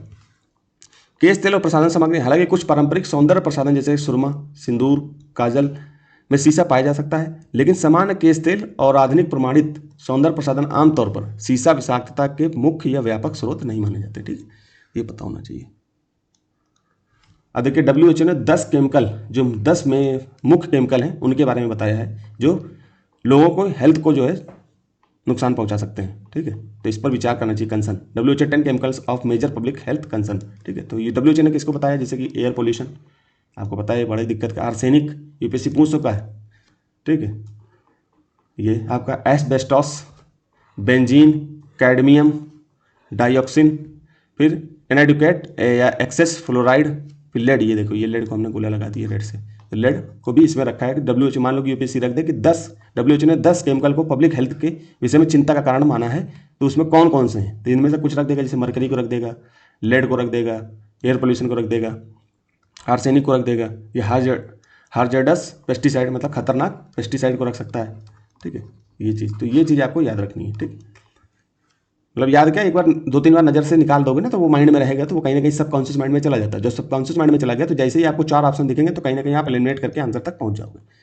अब क्या कह रहा है, लेड एक्सपोजर, अब इसके बारे में आप इसको पढ़ लीजिए, मैं पढ़ूंगा। although often without obvious symptoms, अगर आपको इस तरह के सिम्टम्स दिखते हैं, lead exposure can affect nearly every part of human body, ठीक है, तो आपके ह्यूमन बॉडी को के अलग अलग पार्ट को नुकसान कर सकता है। No safe level of lead in the blood stream has been determined by federal centre for disease control and prevention, ठीक है, तो चिल्ड्रन को किस तरह से नुकसान कर, उसके नर्वस सिस्टम को डैमेज कर सकता है, ब्रेन में बिहेवियर प्रॉब्लम कर सकता है, उनके आईक्यू लेवल को कम कर सकता है, सुनने की क्षमता को कम कर सकता है, सीखने को क्षमता को कम कर सकता है, लर्निंग डिसेबिलिटी हो सकती है, ब्लड में एनीमिया पैदा कर सकता है, किडनी डैमेज कर सकता है, body decrease bone and muscle growth, मतलब कि जो आपकी हड्डियां हैं उसको डिक्रीज कर सकता है, बढ़ने के लिए बढ़ेंगी नहीं, वो धीमी हो जाएंगी, कम बढ़ेंगी, और मसल को भी, मसल ग्रोथ को कहीं ना कहीं कम कर सकता है या नुकसान पहुंचा सकता है। तो ये किसने बताया, centre for disease control and prevention, national institute of health, ये आपको बताया है उन्होंने। फिर एडल्ट्स में क्या नुकसान कर सकता है, तो उनके ब्रेन में मेमोरी लॉस को, लैक ऑफ कंसंट्रेशन, मतलब कि कंसंट्रेशन को भी कहीं ना कहीं कमी कर सकता है, सर दर्द को बढ़ा सकता है, इरिटेबिलिटी को कर सकता है, डिप्रेशन में डाल सकता है, कार्डियोवैस्कुलर डिजीज में जैसे हाई ब्लड प्रेशर वगैरह के नुकसान के लिए, किडनी में, किडनी के नॉर्मल फंक्शन को कहीं ना कहीं डिफेक्ट कर सकता है, तो एबनॉर्मल फंक्शन और डैमेज हो सकती हैं, डाइजेस्टिव सिस्टम में कॉन्स्टिपेशन, ठीक है, अपच जिसे बोलते हैं, नोजिया और पुअर एपिटाइट को कर सकता है, रिप्रोडक्शन सिस्टम को कहीं ना कहीं डिक्रीज, ये मेन की बात बोल रहा है, decrease SEX drive and sperm count, sperm abnormality, women में क्या, स्पॉन्टेनियस मिसकैरेज, बॉडी में क्या कर सकता है, फैटिक, जॉइंट एंड मसल पेन को नुकसान कर सकता है, नर्वस सिस्टम में आपका damage including numbness and pain in the extremities, ठीक है, तो ये अलग अलग जो है, इतना आपको याद नहीं करना, लेकिन एक सामान्य जानकारी, किडनी को नुकसान कर सकता है। वैसे यूपीएससी कथन रखेगा कि वो कहीं ना कहीं, देखिए ये तो कुछ दिए हैं, हो सकता है कल को रिसर्च हो तो पूरे बॉडी में अलग अलग क्षेत्र को और बता दे, ठीक है, तो ये कहीं ना कहीं लगभग मोटा मोटा बता दिया है, बस आपको पता होना चाहिए कि ये चीज़ को नुकसान, तो एक बार आपको बस देखना ध्यान से, ठीक है, और इसके बारे में बहुत ज़्यादा दिमाग नहीं लगाना है। आगे चलते हैं हम। अक्सर सुर्खियों में रहने वाले स्टेम कोशिकाएं, स्टेम सेल के बारे में पता होना चाहिए आपको। स्टेम सेल के संदर्भ में निम्नलिखित कथनों में से कौन सा सही है, इंग्लिश में भी देख लेना, ठीक है। With reference to stem cell, यहाँ सेल नहीं होना चाहिए, ठीक है, stem cell frequently in the news, which of the following statement in the correct, ठीक है। स्टेम कोशिका केवल स्तनपायी जीवों में ही प्राप्त किया, अब देखिए सिंपल दे दिया, स्टेम सेल केवल स्तनपायी, केवल स्तनपायी में पाया जा सकता है, प्लांट में भी तो पाया जाता है, तो एक जैसे गलत किया तुमने, तुरंत एक कटा डी कटा। ये 2012 के पेपर हैं दोस्तों, तो इसलिए एलिमिनेशन बहुत अच्छे से लग जाता है। अब क्या है कि एलिमिनेशन आपको बहुत ज़्यादा भ्रमित करेंगे, लेकिन आप सही से यूपीएससी PYQ को अच्छे से देख लोगे तो आप 50% क्वेश्चन जो है आराम से कर सकते हो। अब आपको पता 92 मेरिट गई है जनरल की 2025 के पेपर में, तो आप समझ लीजिए कि लगभग कितना 46 क्वेश्चन जा रही है, 46 क्वेश्चन लड़के नहीं कर पा रहे हैं। तो कहीं ना कहीं क्या है कि यूपीएससी की PYQ को ध्यान से नहीं देखते, और यूपीएससी ऐसे कथन भी रखता है जिसको आप जब बार बार यूपीएससी की PYQ देखोगे तो आप कहीं ना कहीं आंसर तक पहुंचने लगोगे। फिर क्या कह रहा है दूसरा, स्टेम कोशिकाएं कई औषधियों को परखने के लिए प्रयोग की जा सकती हैं, हो सकता है की जा सकती हैं कई औषधियों को, औषधियां जब उसमें ट्राई करेंगे तो ये तो है ही, नई तकनीकी हो सकता है, दो सही है। स्टेम कोशिकाएं चिकित्सा थेरेपी के लिए प्रयोग की जा सकती हैं, चिकित्सा थेरेपी के लिए बिल्कुल की जा सकती है, 2-3 मेरे हिसाब से होना चाहिए, देखते हैं 2-3 सही। स्टेम कोशिकाओं 2 सही है, क्यों, स्टेम कोशिकाएं उपयोग कई दवाओं के परीक्षण और उनकी सुरक्षा और प्रभावशीलता को जांचने के लिए किया जा सकता है। स्टेम कोशिकाओं का उपयोग विभिन्न चिकित्सा उपचारों थेरेपीज के लिए किया जा सकता है, जैसे कि क्षतिग्रस्त ऊतकों की मरम्मत या कुछ विशेष बीमारी जैसे ल्यूकेमिया का इलाज करना। अब आपको पता है कि स्टेम सेल थेरेपी अगर आ गई, अभी उसमें रिसर्च चल रहा है अच्छा खासा, तो ये कहीं ना कहीं क्योंकि स्टेम सेल में क्या होता है, आपको जो बच्चे नए हैं जिन्होंने नहीं पढ़ा होगा, उसमें क्या होता है कि जब आप पैदा होते हैं, जब बच्चे पैदा होते हैं तो उनमें क्या होता है कि ग्रोथ सेल्स मिलती हैं, एक समय के बाद ग्रोथ बंद हो जाती है, फिर वो अपने आप टूट करके फिर उसी से नई सेल बनती रहती है, लेकिन वो ग्रोथ फैक्टर, ग्रोथ जो सेल होती है वो कम हो जाती है। तो स्टेम सेल कहीं ना कहीं ग्रोथ सेल ही होती है। जैसे मान लो कि आपका हड्डी टूट गई, तो स्टेम सेल थेरेपी आपकी हड्डी को फिर से जो है बना दे, जैसे छिपकली की पूंछ होती है फिर से उग जाती है ना, इसी तरह से कुछ ऐसा तकनीकी पैदा होगी कि ऐसा किया जा सकता है। एक सामान्य जानकारी होनी चाहिए दोस्तों, ठीक है। मैं भी बहुत साल पहले जो है साइंस टेक पढ़ा था, अब तो भूल गया हूँ काफ़ी चीज़ें, लेकिन कॉमन सेंस चीज़ों के लिए इतना पता है कि क्वेश्चन को आराम से किया जा सकता है। देखिए स्टेम कोशिकाएं केवल स्तनपायी जीवों से ही नहीं बल्कि अन्य जीवों और यहाँ तक कि पौधों से भी प्राप्त की जा सकती है, ठीक है। तो इसलिए पहला गलत हो गया था। अब स्टेम सेल के बारे में पिछले जो है लेक्चर में 2011 में बहुत अच्छे से बताया था, इसलिए यहाँ पर हमने ज़्यादा नहीं लगाया उस पर। स्टेम सेल शरीर के वे मास्टर कोशिकाएं होती हैं जिनमें दो विशेष गुण होते हैं, खुद को बार बार बनाने की क्षमता, जैसे छिपकली की पूंछ होती है, आपको पता है कि छिपकली की पूंछ दोबारा फिर से बन जाती है, ठीक। और शरीर के किसी भी अन्य अंग की कोशिका जैसे हड्डी, खून या मांस में बदलने की क्षमता रहती है, ठीक है। तो ये बात, इन्हें मुख्य रूप से 3 श्रेणियों में बांटा सकता है, जैसे स्रोत के आधार पर, उपयोग के आधार पर, महत्व के आधार पर। स्रोत के आधार पर ये भ्रूण, वयस्क ऊतकों जैसे बोन मैरो और गर्भनाल, अम्बलाइकल कॉर्ड से प्राप्त की जा सकती हैं। उपयोग क्या है, इनका उपयोग कैंसर, जिसको ल्यूकेमिया बोलते हैं, पार्किंसंस और रीढ़ की हड्डी की चोट जैसी बीमारियों के इलाज में होता है। साथ ही नई दवाओं के परीक्षण के लिए भी इनका इस्तेमाल किया जा सकता है, ठीक। इन्हें भविष्य की पुनर्योजी चिकित्सा, रीजनरेटिव मेडिसिन का आधार माना जाता है, क्योंकि ये क्षतिग्रस्त अंगों को फिर से ठीक करने की क्षमता रखती है, ठीक। तो इसमें चल रहा है, जैसे कई लोग हेयर लॉस की समस्या से जूझ रहे हैं, तो आने वाली तकनीक, लेकिन 10-12 साल से कम नहीं लगेगा, अभी रिसर्च हमारी बहुत धीमी चल रही है और ये ह्यूमन के लिए नुकसान भी पहुंचा सकता है। खैर चलते हैं, तुरंत आ गई, पता लगा परीक्षण हुआ नहीं, और भारत में इतना बड़ा मार्केट है, कई सारी दवाएं इसे ट्रायल करा दी जाती हैं, पता चला कि किसी को कुछ नुकसान हो रहा है, किसी को कुछ हो रहा है। ब्रुकहैवन नेशनल लेबोरेटरी और वैज्ञानिक दल, जिसमें भारतीय वैज्ञानिक भी सम्मिलित थे, ने एंटी हीलियम केंद्रक के रूप में देखिए ध्यान से पढ़ना, एंटी हीलियम केंद्रक के रूप में सबसे भारी एंटी द्रव उत्पन्न किया। एंटी द्रव उत्पन्न करने की क्या क्या विपक्षाएं, अब ये इनके चक्कर में मतलब क्या क्या संभावना हो सकती, क्या चीज़ है, ठीक है, विपक्षाएं के पीछे मत बताना।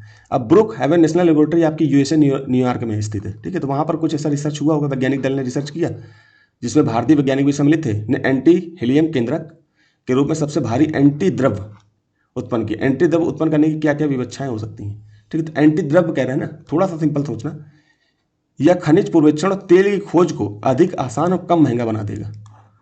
थोड़ा सोचो कि एंटी द्रव्य क्या होता है, थोड़ा सा दिमाग लगाओ हल्का फुल्का, तो समझ में आएगा आपको। फिर पढ़ते हैं, यह खनिज पूर्वेक्षण मतलब खनिज को पूर्वेक्षण करने के लिए, mineral prospecting and oil exploration easier and cheaper, और तेल की खोज से को अधिक आसान और कम महंगा बना देगा, ठीक। यह एंटी द्रव्य से निर्मित तारों और आकाशगंगाओं के होने की संभावना की जांच करने में सहायक होगा, ठीक है। एंटी द्रव्य से निर्मित तारों और आकाशगंगाओं की होने की संभावना की जांच करने में सहायक होगा। मान सकते हैं कि देखिए संभावनाएं हैं तो बिल्कुल हो सकती है, दो तो बिल्कुल सही लग रहा है, ठीक। तीसरा पढ़ते हैं, ब्रह्मांड के विकास की समझ विकसित करने में सहायक होगा, तो ये भी हो सकता है। अब देखिए कैसे हो सकता है, मैं इसको कॉमन सेंस से कर रहा हूँ। एंटी हीलियम केंद्रक, हीलियम का मतलब क्या है कि हमारे जो ग्रह हैं, आपको पता है कि सूर्य हीलियम से ही बना होता है, हीलियम ही है उसमें, तो एंटी हीलियम केंद्रक बोल रहा है ना, हीलियम उसके केंद्र में है, तो एंटी है, उल्टा होगा, तो कहीं ना कहीं तो हो सकता है ना, संभावना तो हो सकती है कि ब्रह्मांड को जानने में हो सकता है, ब्रह्मांड के विकास को समझ को विकसित करने में भी हो सकता है, आकाशगंगाओं में होने की संभावना की भी जांच कर सकता है, क्योंकि आकाशगंगाओं में एंटी हीलियम होगा तो पता चल जाएगा हमको। यह खनिज के पूर्वेक्षण और तेल की खोज को अधिक आसान और कम महंगा बना देगा। अब देखिए आपको यहाँ से लग रहा होगा कि एंटी द्रव उत्पन्न, अब ये एंटी द्रव क्या ऐसा कर सकता है क्या? आप खुद सोचो कि द्रव है, एंटी है, इसका क्या इससे मतलब है कि वो खनिज को, भाई सैटेलाइट या कुछ ऐसी तकनीक होती है जो डिटेक्टर टाइप की होती है, तो हम मान सकते हैं कि तेल को बता देगा, तेल की खोज को बता देगा कि जमीन के अंदर जमी हुई अवस्था में है।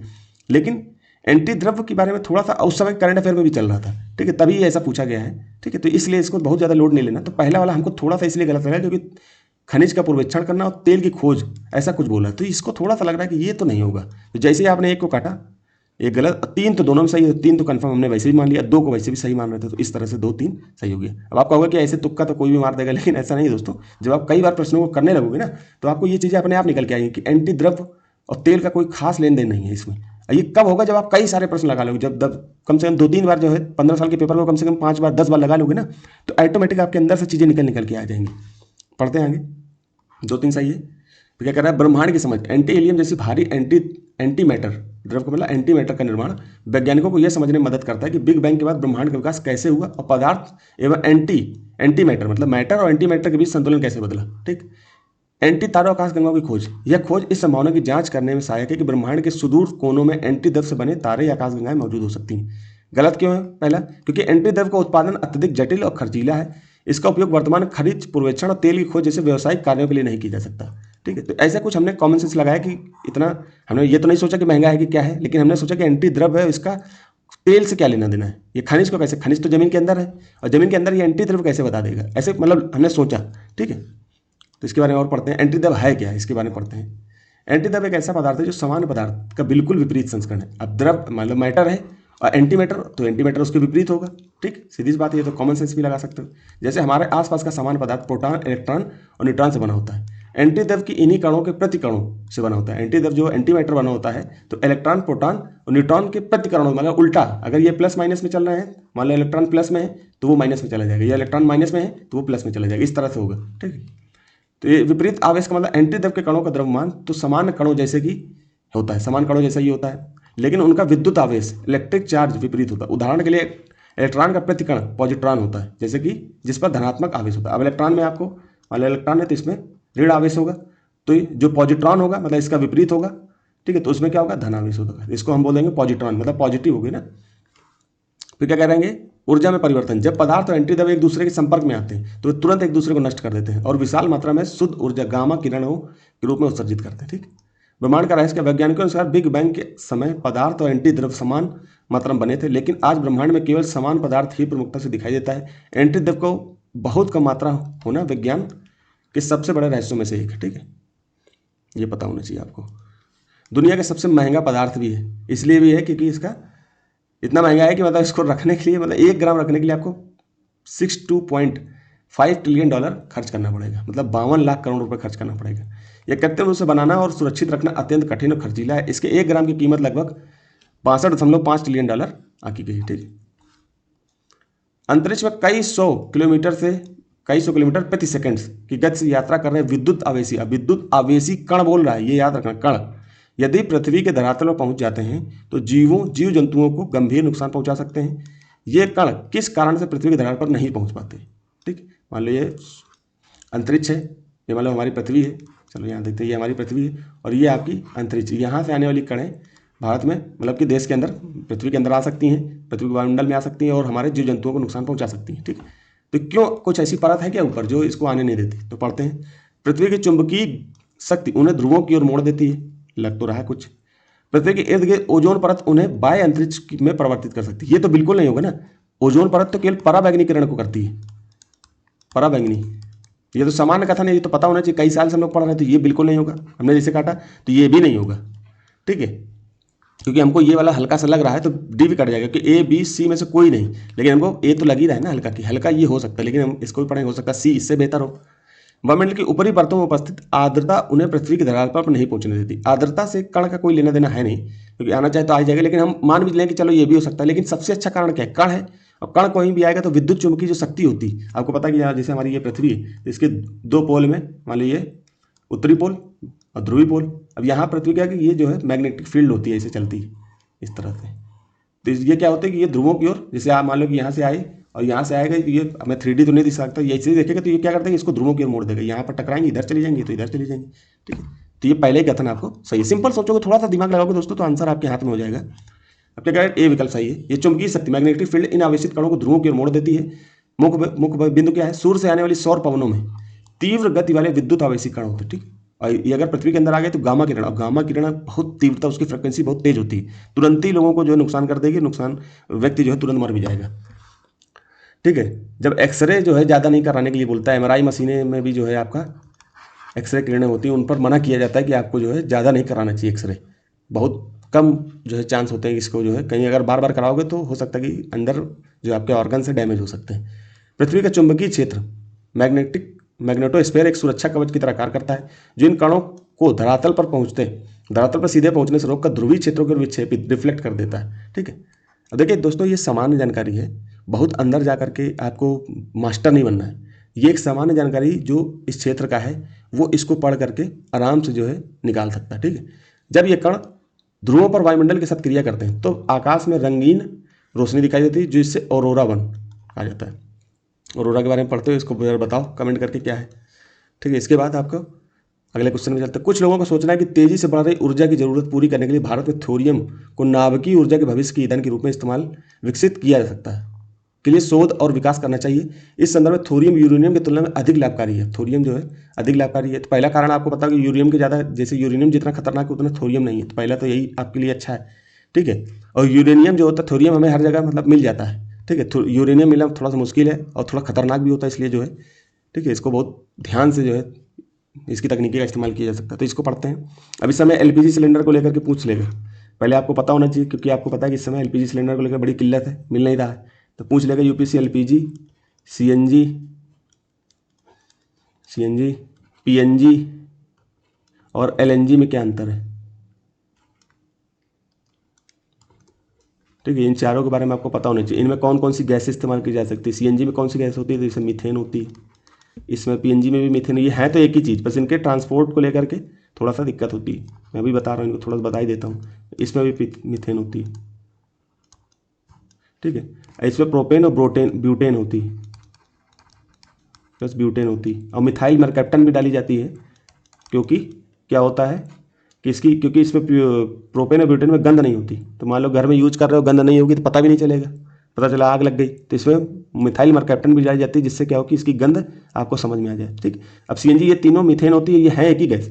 अब क्या होता है, सीएनजी इसको कंप्रेस किया जाता है भाई, जब बाहर से लाया जाता है, जब मान लो कि बाहर से विदेशों से जब लाया जाएगा इनको, तो इनको कंटेनर भरा जाता है, तो इनको एलएनजी बोला जाता है, क्योंकि लाया जा रहा है लिक्विफाइड नेचुरल गैस। ठीक है, लिक्विड रूप में लाया जाता है। ठीक है, फिर इसको जब लाओगे तो घर से अब पाइपलाइन के द्वारा जो है जगह जगह पहुंचाओगे। आपको पता है पीएनजी लाइन पड़ रही है, तो इसको पाइपलाइन के भेजा गया, तो इसमें पाइप नेचुरल गैस हो गई, पाइपलाइन नेचुरल गैस हो गई, तो पीएनजी बोल दी है एक ही चीज़। अब जब कार में इस्तेमाल किए गए तो उसको क्या कहते हैं, एक जो है ऑक्सीजन सिलेंडर की तरीके एक सिलेंडर होता है, सीएनजी सिलेंडर कार के पीछे लगा होता है। उसका क्या होता है, उस बहुत मोटा होता है। आपको जो घर में एलपीजी सिलेंडर यूज करते हो और जो कार में लगा होता है, दोनों में मोटाई इसकी ज़्यादा होती है कार वाले की, क्योंकि ये ज़्यादा तेजी से फटने की संभावना इसकी रहती है। ठीक है, तो ये सीएनजी इसीलिए, तो इसको कंप्रेस दबा के भरी जाती है, तो इसको क्या होता है, कंप्रेस बोल देते हैं। पाइपलाइन क्या है, पाइपलाइन के द्वारा घर घर पहुंचाई जाती है। एलएनजी आपकी क्या होती है, ये जब कंटेनर भर के लाते हैं तब उसको एलएनजी बोलते हैं। एलपीजी आपके घर में होती है यूज, अब तो कई सालों से हो रही, तो ये थोड़ा सा आपको पता होना चाहिए। तो यूपीएससी ऐसे प्रश्न, क्योंकि आप अब देखिए इन पे नहीं, यूरेनियम का तो अभी खैर पूछ सकता है क्योंकि शांति बिल लाया गया था उसको लेकर के, तो ये अभी भी चर्चा आप थीम रिपीट कर सकती है। कई लोग कह देंगे देखिए थीम रिपीट की, थीम कैसे ऐसे रिपीट होती है, अब चर्चा में भी चल रहा है और थीम भी चल रही है। आपने दोनों पढ़ लिया तो आपको उसकी शक्ति भी पता चल गई कि यूपीएससी ऐसे प्रश्न बना सकता है। तो प्रश्नों की संभावना आपको पता चल गई, यहीं पर स्ट्रक्चर भी आपने देख लिया। तुरंत आप करंट अफेयर जब पढ़ोगे तो ये पीवाईक्यू को देखा तो करंट अफेयर पढ़ने की जो आपकी रुचि वो बढ़ जाएगी और आप उसको उसी दर पर पढ़ोगे जैसे यूपीएससी पूछेगा। ठीक है, तो इंग्लिश के भी प्रश्न को देख लेना दोस्तों, यहाँ पर लिखा था मैंने, अब मैं इसको इरेज कर देता हूँ। ठीक है, तो इस तरह से दोस्तों जब आप पढ़ोगे तो आपके पेपर निकलने की संभावना ज़्यादा बढ़ जाएगी। तो ये क्या कह रहा है, थोरियम और यूरेनियम की तुलना में कैसे लाभकारी है। ठीक है, थोरियम यूरेनियम की तुलना में, मतलब यूरेनियम से बेहतर कैसे हो सकता है, इसके बारे में पूछ रहा है। तो प्रकृति में यूरेनियम की तुलना में थोरियम के कहीं ज़्यादा भंडार है। तो पता है कि यूरेनियम बहुत कम मात्रा में, मतलब ज़्यादा मात्रा में नहीं है, लेकिन ये कम मात्रा में ही उतनी बिजली पैदा कर सकता है, लेकिन थोरियम उससे बेहतर है यूरेनियम से। ठीक है, तो पहला आपको सही है, ये हमने कहीं ना कहीं पढ़ा था। ठीक, आपको भी पता होगा, नॉर्मल तो ये जानकारी होनी चाहिए। ठीक है, तो एक सही है, एक आधार पर बी कट गया। आपके 3 ऑप्शन है, ये सही हो सकते हैं। 75% आप सही होने की संभावना में है, 25% आपने गलत होने की संभावना को कम कर दी है। उत्खनन प्राप्त खनिजों से मिलने वाली प्रति इकाई पर यूनिट द्रव्यमान ऊर्जा की तुलना में की जाए, थोरियम प्राकृतिक यूरेनियम की तुलना में कहीं अधिक ऊर्जा उत्पन्न कर सकता है। बिल्कुल सही हो सकता है, क्योंकि थोरियम आप ज़्यादा यूज करोगे तो उससे बेहतर ऊर्जा उत्पन्न कर सकता है। तो ये भी आपकी बात सही लग रही है। ठीक है, थोरियम यूरेनियम की तुलना में कम नुकसानदेह अपशिष्ट उत्पादित करता है। अब देखिए, अब आपको पहला सही लग रहा है। ठीक, 2 में तो हम अटक गए, मान लो कि 2 सही भी हो सकता है, गलत भी हो सकता है। ठीक है, मान लो तुमको लग रहा हो, मुझे पता है तो मैं तो मान लूंगा, लेकिन मैं आपके तरफ बैठ करके देख रहा हूँ। मैं मान लो कि मुझे पता नहीं है। ठीक है, मैं तो ये सोच के, मैं सोच रहा हूँ जैसे आप बैठे हैं वैसे मैं बैठ के कर रहा हूँ। तो परीक्षा हॉल में आप बैठोगे तो आप मुझसे छोटे भी हो, तो आपको हो सकता है कि ये जानकारी ना हो, तो आप मान के चलो कि 2 आपको नहीं पता, तो 2 को रोक दो। ठीक, लेकिन आपको पता होगा कि थोरियम जो है यूरेनियम की तुलना में कम नुकसानदेह तो है, ये तो पक्का है। यूरेनियम जैसे मान लो छोड़ दिया अगर, तो हो सकता है लोगों को नुकसान कर जाए। तो इसकी निस्तारण की व्यवस्था बहुत अच्छे तरीके से करनी चाहिए। कुछ लोग बोल रहे हैं कि इसको जो है इसको ढक करके बढ़िया से पैक करके समुद्र के निचले तल में डाल दो, लेकिन ये समुद्री वायुओं को भी तो नुकसान कर सकता है। लेकिन थोरियम को लेकर के इतनी मतलब संभावना नहीं है कि वो उतना ज़्यादा नुकसान करेगा यूरेनियम की तुलना में। तो ये बात तो बिल्कुल सही है कि थोरियम यूरेनियम की तुलना में कम नुकसानदेह अपशिष्ट उत्पादित करता है। ये तो बिल्कुल सही है, 3 तो बिल्कुल सही है क्योंकि हम लोगों ने पढ़ा। तो 1 3 कहाँ है, ठीक है। अब 2 को हम मान के चल रहे हैं कि 2 भी सही हो सकता है, अभी 2 को हम सही गलत नहीं मान रहे हैं, लेकिन 1 3 बोला तो या तो 1 ये सही होगा, 1 सही है, तो 2 तो गलत पहले हम लोगों ने मान लिया, 1 ये तो ये हो सकता है, ठीक है। अब आप थोड़ा सा देखो कि तकनीकी का सवाल है, साइंस टेक का सवाल है, इसमें सभी ऑप्शन सही होने की संभावना बनी रहती है, लेकिन उत्खनन से प्राप्त जो खनिज है से मिले प्रति यूनिट द्रव्यमान ऊर्जा की तुलना की जाए तो थोरियम प्राकृतिक यूरेनियम की तुलना में कहीं अधिक ऊर्जा उत्पन्न करता है। तो आपको पता है ये चीज़ तो बिल्कुल सही लग रही है ना, आपने पढ़ा होगा तो कहीं ना कहीं ये चीज़ आपको लग रही होगी। अब इसके बारे में हम लोग स्पेशल पढ़ लेंगे नीचे, लेकिन ये तीनों आपके ऑप्शन सही लग रहे हैं, ठीक है। पढ़ते हैं इसके बारे में।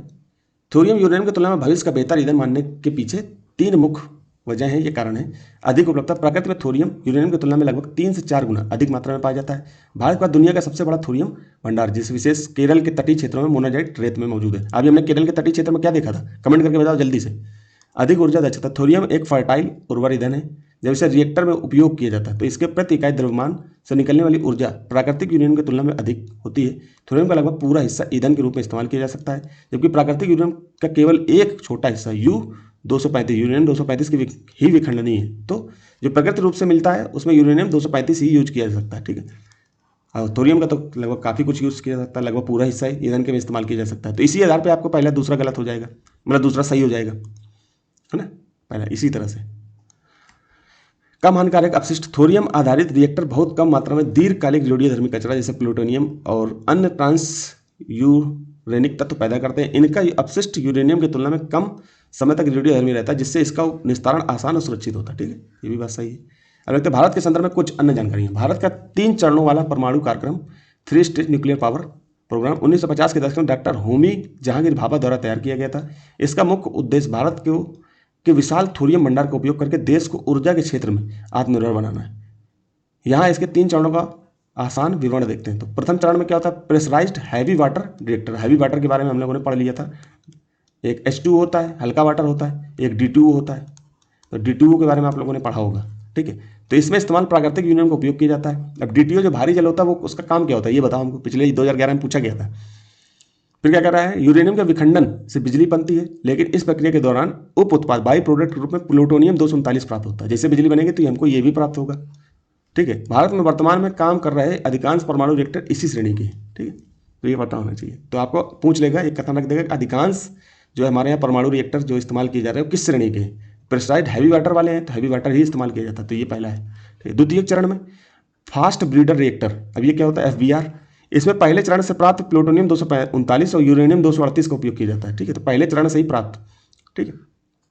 फिर क्या खासियत, इसे ब्रीडर इसलिए कहते हैं क्योंकि यह जितना ईंधन खर्च करता है उससे अधिक ईंधन पैदा करता है, मतलब प्लूटोनियम के रूप में। थोरियम का प्रवेश, इसी चरण के अंत में रिएक्टर के चारों ओर थोरियम की एक परत रखी जाती है जो प्लूटोनियम के साथ क्रिया करके यूरेनियम 233 में बदल जाती है, ठीक है। अब इसके बारे में देखिए, स्पेशल जो टीचर होगा इसका साइंस एंड टेक का, अब हम कभी टीम बनाएंगे तो इसको रखेंगे तो वो अच्छे से बेहतर तरीके से और बता पाएगा। अब यहाँ पर क्या है कि सामान्य जानकारी के रूप में आपको बताना है, ठीक है। तो इसलिए ये और ऐसी जैसा मैं तैयार कर रहा हूँ ऐसे ही लगभग अधिकतर छात्र होते हैं जिनका सब विषय में कमांड मुश्किल होता है। सब में थोड़ी थोड़ी जानकारी हो, आराम से पेपर निकल जाएगा, इसलिए ज़्यादा डीप में जाने की जरूरत नहीं है, ठीक है। तो एक सामान्य जानकारी आपको हो, पेपर आराम से निकलेगा।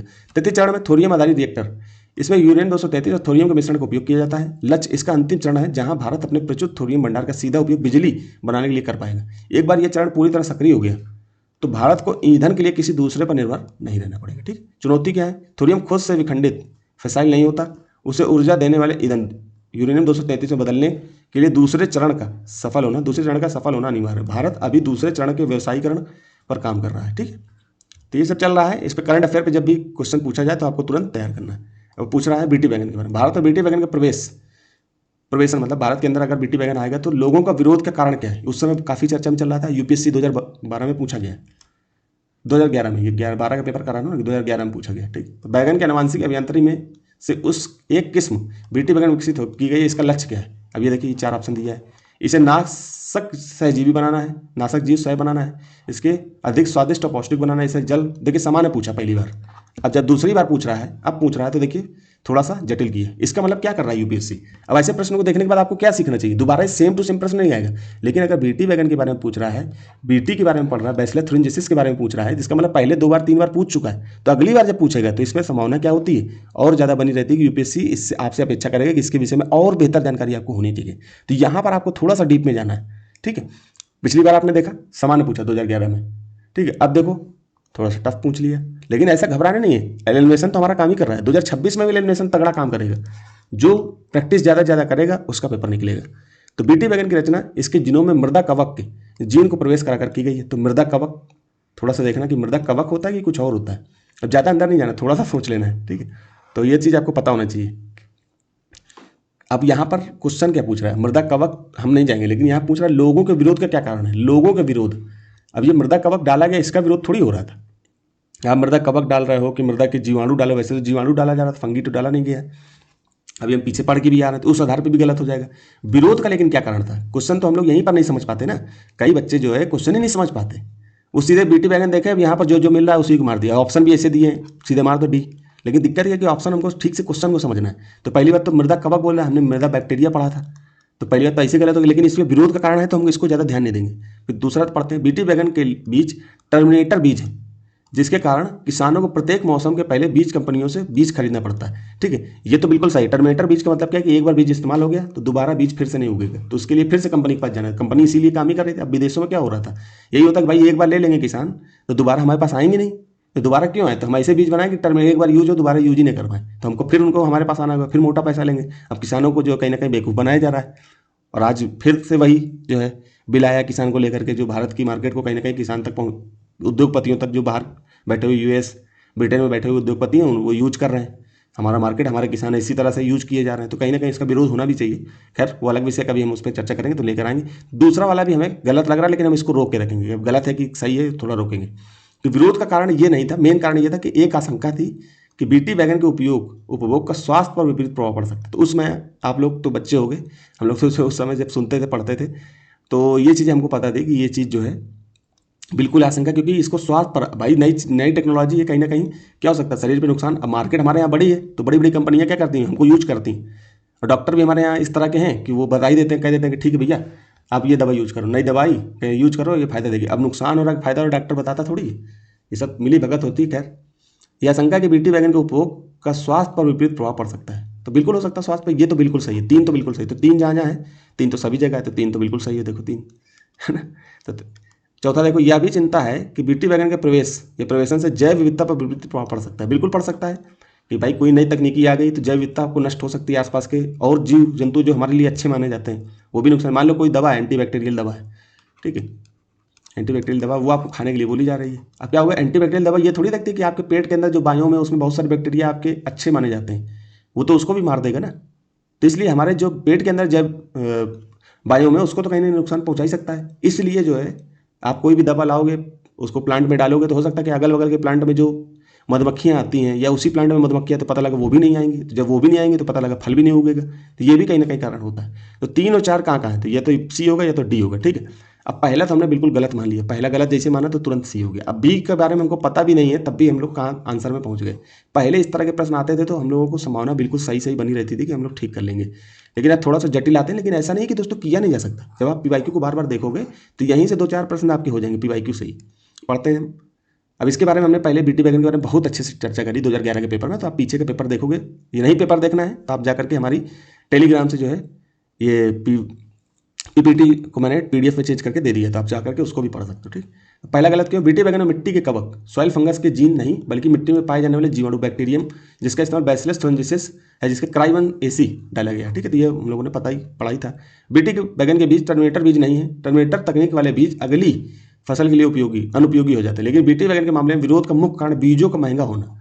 भाई दिक्कत ये होती है किसान को महंगी चीज़ मिलेगी तो दिक्कत होगी ना, हर बार वो खरीद सकता है। जैसे वो हर बार खाद खरीदने चला जाता है, ठीक है, फर्टिलाइजर खरीदने चला जाता है, यूरिया डीएपी खरीदने चला जाता है, ठीक है, तो उस तरह से वो बीज भी खरीद सकता है। दिक्कत ये है कि भाई 200 रुपये की चीज़ को तुम 1000 रुपये की दोगे, तो विरोध का कारण तो ये होगा ना। उसको किसान को नहीं मतलब है कि वो पढ़ा लिखा किसान नहीं है अगर, तो उसको नहीं मतलब है कि वो क्या मतलब बहुत सारी चीज़ें मार्केट में महंगी सस्ती हैं वो वही चीज़ डालेगा, ठीक है, तो अनुपयोगी हो जाता है। लेकिन बीटी वैगन के मामले में विरोध का मुख्य कारण बीजों का महंगा होना और बहुराष्ट्रीय कंपनियों पर निर्भरता थी, ना कि आधिकारिक तौर पर टर्मिनेटर बीज इसका कारण नहीं था, ठीक है। तीसरा सही है, चौथा सही है। तो जनता और कार्यकर्ताओं के बीच यह गहरी आशंका थी कि आनुवंशिक रूप से संशोधित जीएम फसल होने के कारण इसके उपभोग से मानव स्वास्थ्य पर प्रतिकूल प्रभाव जैसे कि एलर्जी, अंग क्षतिग्रस्त जैसे कारण हो सकते थे। ठीक है। चौथा के विशेषज्ञों का मानना था कि इसके व्यापक उपयोग से भारत की पारंपरिक बैगन प्रजातियों और जैव विविधता का खतरा हो सकता है, क्योंकि यह परागण के माध्यम से जंगली प्रजातियों के जीन पूल को प्रदूषित कर सकती है। ठीक है, तो बिल्कुल सही है। आगे बढ़ते हैं।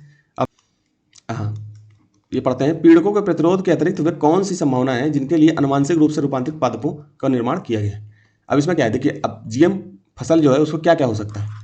तो सूखा सहन करने के लिए उन्हें सक्षम बनाना, ये तो बिल्कुल सही है भाई। कहीं पर बाढ़ आएगी, कहीं पर, क्योंकि हमारी जो जलवायु है वो परिवर्तित हो रही है।